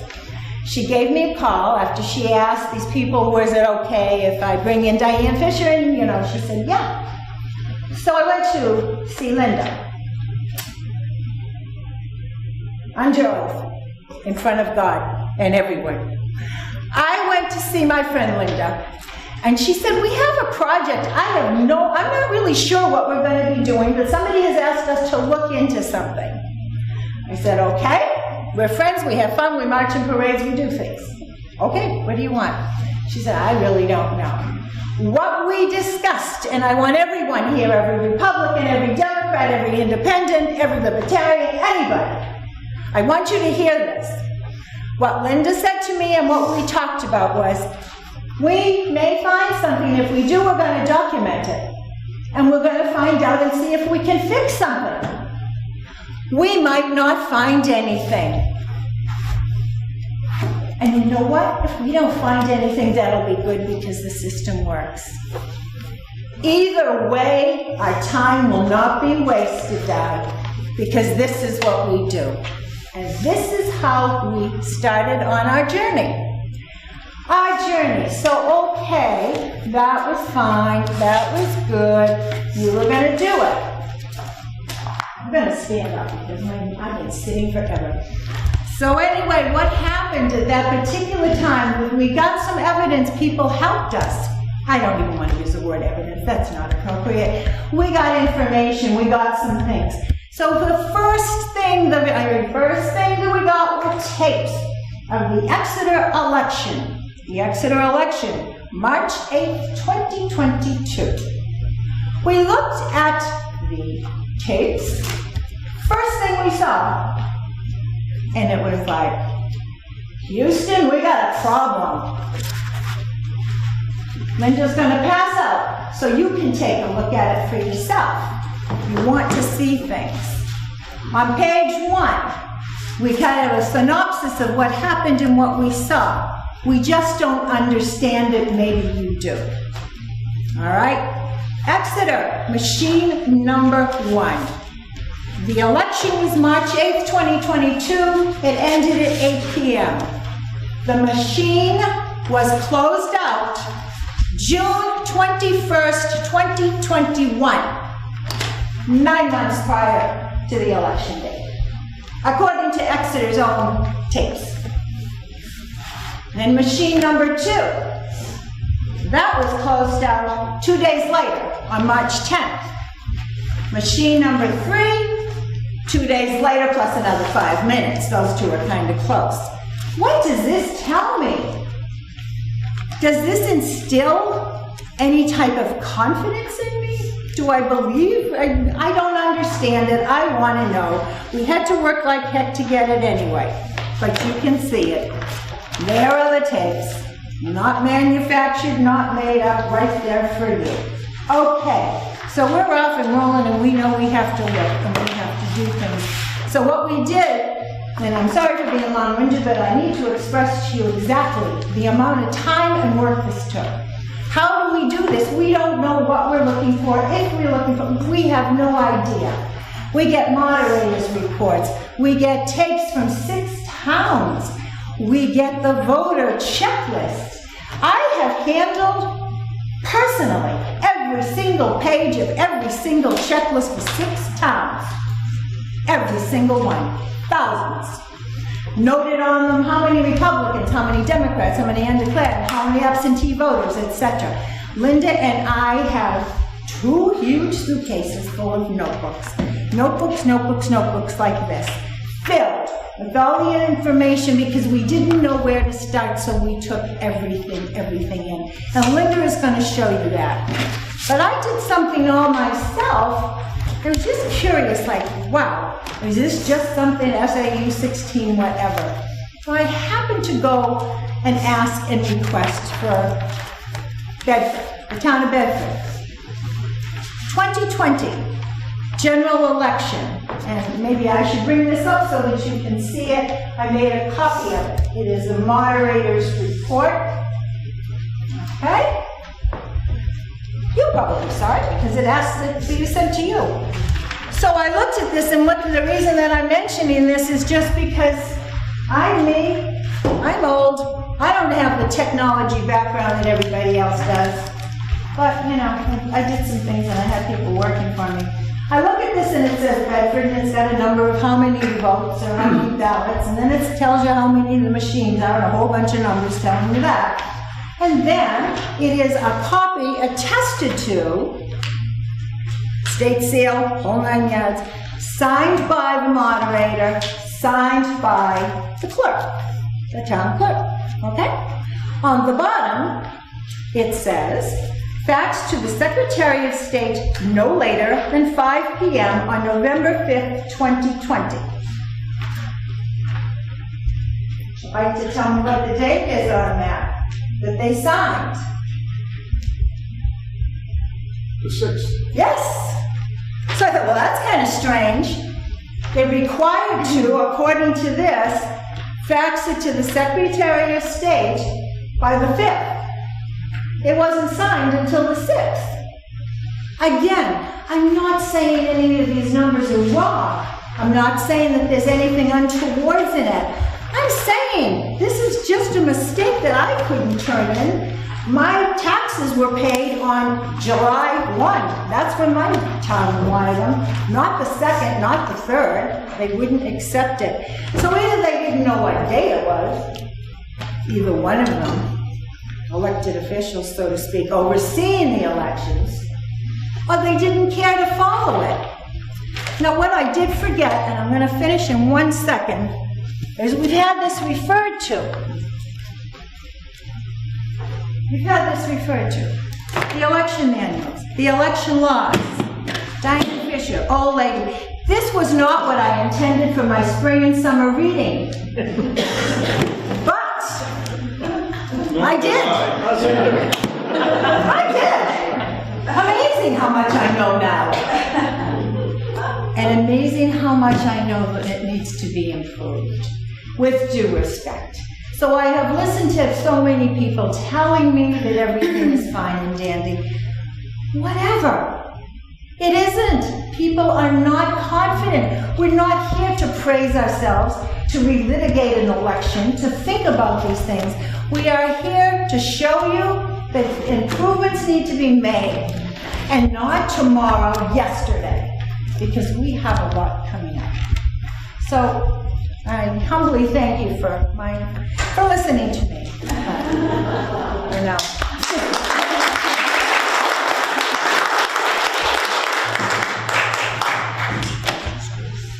At the risk, in 2 minutes and 5, of asking a couple of questions, because you know this subject so well and we're just sharing about it, so pardon me. Are the things that are noted in here discrepancies from what ought to have happened as to dates and times? Or are they an assertion that an election as reported wasn't done that way, or are they trying to point There's out? no assertion. That is simply the findings that Linda and I have made over extensive work. Okay, we okay. don't understand it. Okay, fine. But what I'm trying to make sure is that this is not an assertion of a malfeasance is one thing. Sending something in the day after, it's not cleaning the machine or setting the date on the machine so it reports the closing on the wrong date, even though that machine was used for the right election, whatever, because I have a clue about what you're talking about, and you do. A bunch of stuff that shows non-attention, non-compliance, not following the rules in those books that either you or I thought at one point we were going to read and I have read and you have read. Non-compliance, a bunch of inattention, a bunch of pointing out errors that should be corrected the next time somebody has an election so it doesn't happen again. No question about that. That's one thing. Saying there was some coordinated problem that resulted in an election not resulting in the results that people wanted is another thing. I very much appreciate that and able to address that question because, and I say this sincerely, if you think about it, look at the tapes. The word that I don't use, that F word, is only used by others. I'm not, nor did I ever say that. I've said that there are things that need to be fixed to make people more confident. Training is one. You know, I can see that people need to know more about what they're doing. Linda sits here with all of the things. There are problems.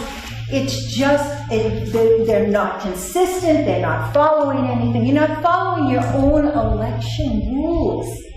That's what it is. Have you shared these findings, I assume, with your enthusiasm and passion for this subject? That we're not. Here's my share.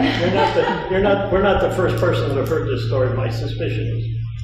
So have you taken this to the election people in the SAU? No, I haven't. I am respecting the fact that you told us, and I've been to a meeting of yours where I didn't speak. You're very fortunate about that. But I actually listened to the entire thing, and what you said was what you were going to do. You were going to help. Look at this. You were going to, we will work tirelessly leading up to the midterm elections. I'd like a little more than that, but that's what you said, and I trust that you're doing that. No, I have not run around anywhere else. I don't talk about it anywhere else. I talk to my friend because we have been like attached at the hip doing this. But no, I respect the fact that you said you would do it. I trust that you will, and when you listen to Linda and see what she says, then you will understand. We are here because we support our state. We love our state. I don't live in SAU 16. I live in Hampstead. Linda doesn't live in SAU 16. She lives in Sandown. And I want to be quiet and let you listen to her. Because you know I can talk now. She's definitely got me very emotional. She's a hard act to follow. But I'm going to try to talk. I actually can tell I'm very emotional. And I'm very emotional because when you look at some of this information that we have, and when we share it, it feels like our elections, with the data that we got, our elections have not been respected. Whether it's been on purpose or not, I don't know. But I just want to piggyback once on the times, because that was the first thing that we saw. When you look at the 6 different towns and you see that the town that got the most votes, Exeter, when they have 3 machines, so that, again, I just want to say that the closing times on here, how do you ever get results from a machine that had a date of June 22nd of 21st? The reason I'm sitting here crying, because it's upsetting. Yes, I'm not from SAU 16, but I really care. And it's upsetting to see stuff like this, because, sorry. We have put about 500 hours into this information I'm going to share. We have worked so hard, but let me begin. So we're going to talk about machine tapes. We did that. Absentee ballots. We're going to talk about 3 other findings. Absentee ballots, same-day voters, and Article 1 in school board races. So starting with absentee ballots, and I'm just going to need a minute. Once I get flowing, I'll be fine. If you look in your handout on the left, you're going to see an example of Brentwood. And what I want you to do is, it's right on the left-hand side.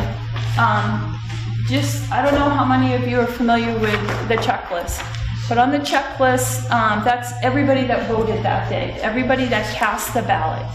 So one of the things that this shows here from Brentwood is that even within the town itself, the inconsistencies with absentee voters. So prior to doing this work, or actually we were into it a little bit, we did verify with Dave Scanlon. Remember, I made a phone call to you, and I had asked, If there's an absentee ballot, should it be bolded? And bolded, you see the example, when you look at it, it's a dark color, right? So we verified that with Dave Scanlon. So the first name on here, Wilson, I'll just say the last name, not to give names out, but last name Wilson, that's bolded, it says AB, that's fine. Go down to, and you're gonna see that it says absentee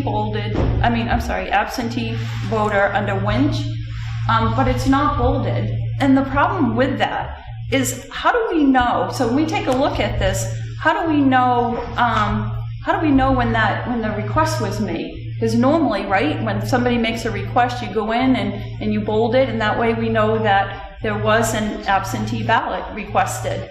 If it isn't bolded, then how do we know it was requested? You know, Linda Camerati, she only lost by 37 votes. So following these procedures and keep making them standard is incredibly important. So just to give you an example of how many we found, from the town of Bedford for her election, I have 111 here, 111, and we made a spreadsheet for you here to show how many that were on here that were not bolded, 111. So I can pass that around. I've already had copies, I can give it to you. From SAU 16, the 6 towns, we have 60. That's a lot, 60 that are not bolded. So I guess the thing that we were trying to show is that, you know, we started with SAU 16, 6 towns. We then started looking at Bedford, but it isn't just isolated to SAU 16. You know, we're seeing it in all the different towns with they're not following your procedure. Brentwood 28, Stratham 58, a significant amount that, again, they didn't follow the procedure that, you know, you said that they need to be bolded. So I do want to submit this afterwards for you to take a peek at. Okay, then moving on to same-day voters. There's another an example in here for all of you, if you could follow along. The first one on here was pulled from Kensington.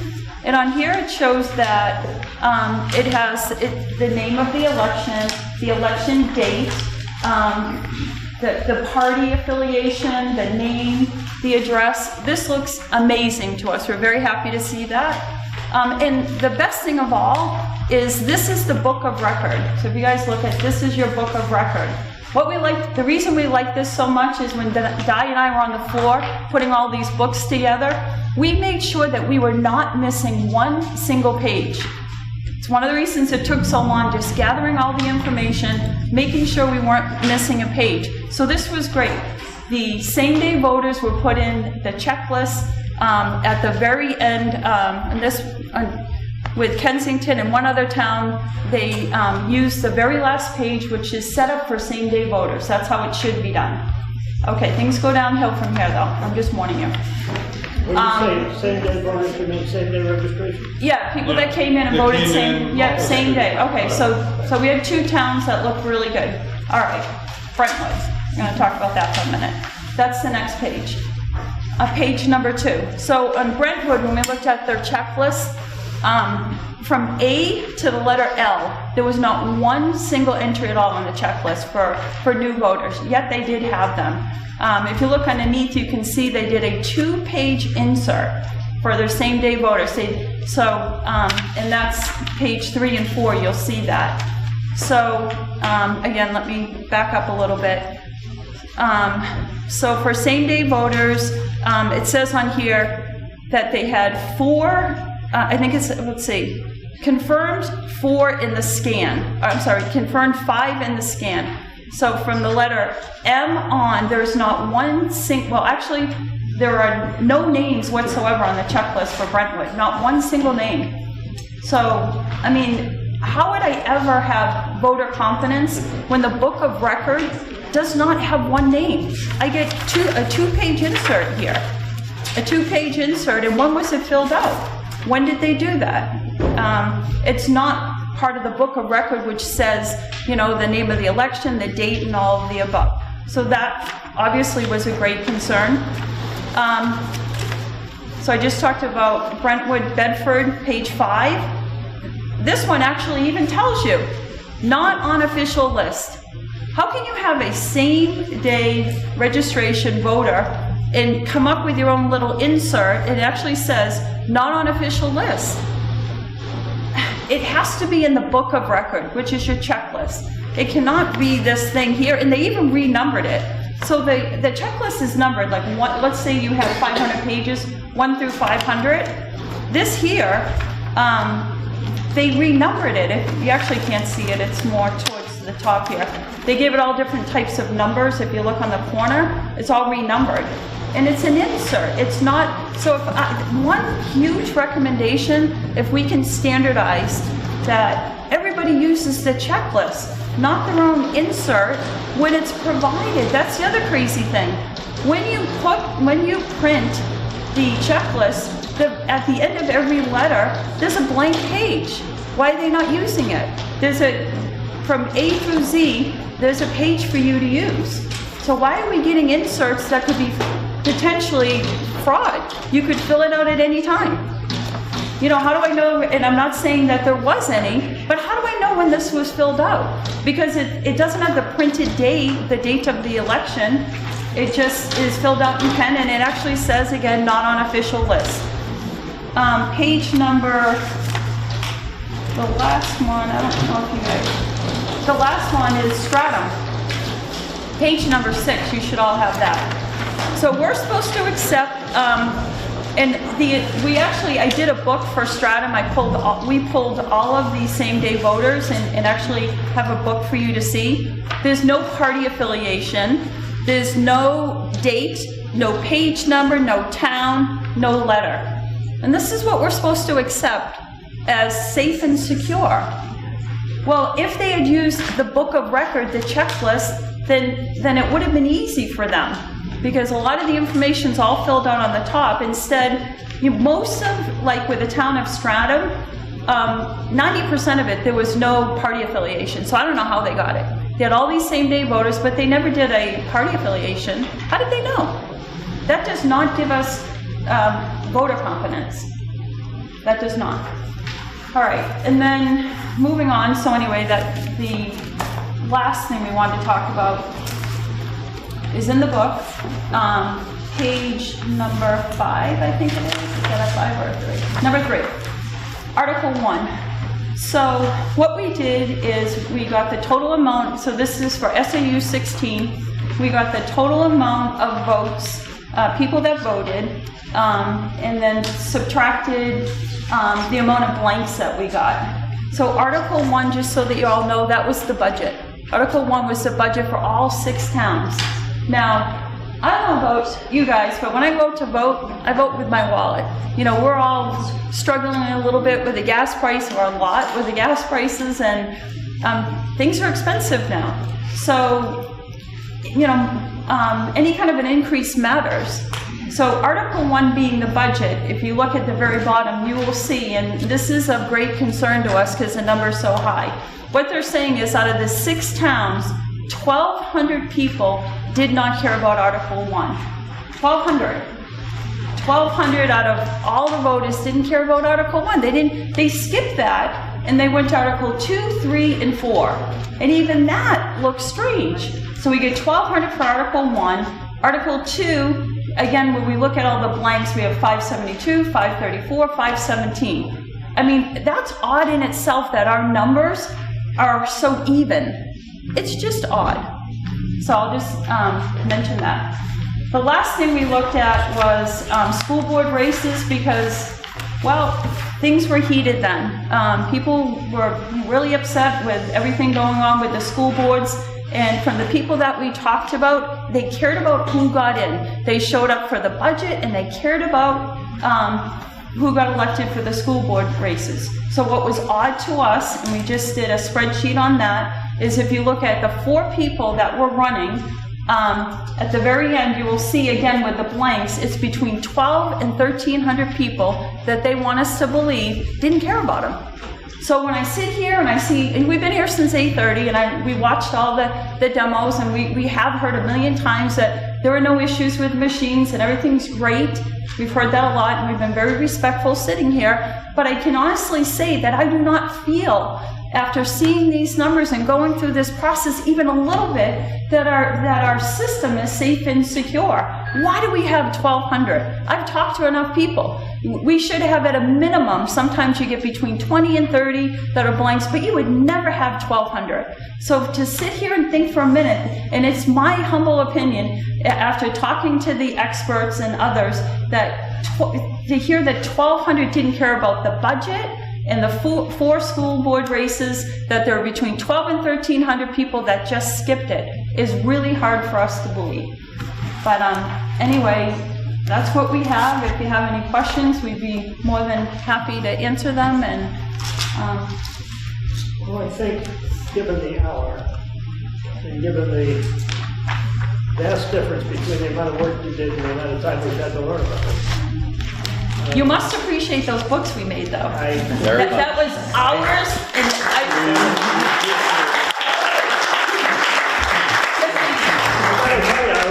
was, not only did you pull the wrath of God down on us. What? It was the rain. What? It was raining. And thunder and lightning. I don't think it was you, I think. But I gotta tell you, before you got up, I was really tired and you woke me up. But my suggestion is, seriously, because I think you've done a lot of work and you've raised a lot of questions, that, and it's helpful to our committee, not because we're going to say we don't know what happened in the SAU 1611, but it goes to the larger issue that we've been talking about repeatedly, which is training of election officials, compliance with the rules. They do the best they can to educate people on how to do this, but what can we do to make sure that the process of the education and then the consequences of the education not sinking in, which a lot of people have mentioned. And it's, you know, I was accurately quoted as saying, these are elected officials, maybe we can't do something. I've done a lot of thinking since I said that. And I've got to tell you that, you know, I'm a lawyer and I get licensed by the state of New Hampshire to be a lawyer. But if I don't do X, Y, and Z, I'm not a lawyer anymore. And people can be election officials, and if they don't do X, Y, and Z after they're election officials, maybe they're not qualified to be election officials anymore. I don't know that, but that's just kind of an evolution of thinking. My suggestion, however, I'm going to get to the point, is that this be referred to the Secretary of State's office to look at these things and say, what does it indicate? I mean, I could probably differ with your questions about how many blank votes are there. Maybe it's people that didn't feel that they knew enough about the budget. Maybe it's people who didn't know the candidates. Probably wasn't the same people in each case. And maybe you're right. Maybe there was something operational about it. But there's probably several explanations for it. But on the, why wasn't the tape right on the date? Why wasn't this done on this? Why wasn't this done on this? I mean, I think that's worth your office looking at. And also was instructive to us to say, there's enough anecdotal evidence that the training isn't sinking in, that we got to do something about it. So I think it's been very helpful. I would like to echo my co-chair's comments. I think this was a very compelling presentation. I'll stay after to talk with you because the one thing that I equate voter confidence to is trust. And one does not build trust with a big splash. One builds trust with baby steps. And I think what you pointed out are small things that can be changed, that can be corrected, that can be done properly, that build that trust back into the voter system. And that's something that I see is necessary, not only here in New Hampshire, but worldwide. There's big problems in this area, and what you have done is you've uncovered small things that can be corrected, that hopefully can build back more trust and voter confidence in the system. So thank you. And I'll talk with you after. And I will now entertain, after I remind people that our next meeting is on the 26th in Laconia at 1 o'clock. And I am delighted to announce that Ambassador Swett will chair it. Chair things for 12 hours today. But I will entertain a motion to adjourn. George that we didn't have an opportunity to speak. Yes, you can, you may see that with the secretary. All those in favor say aye.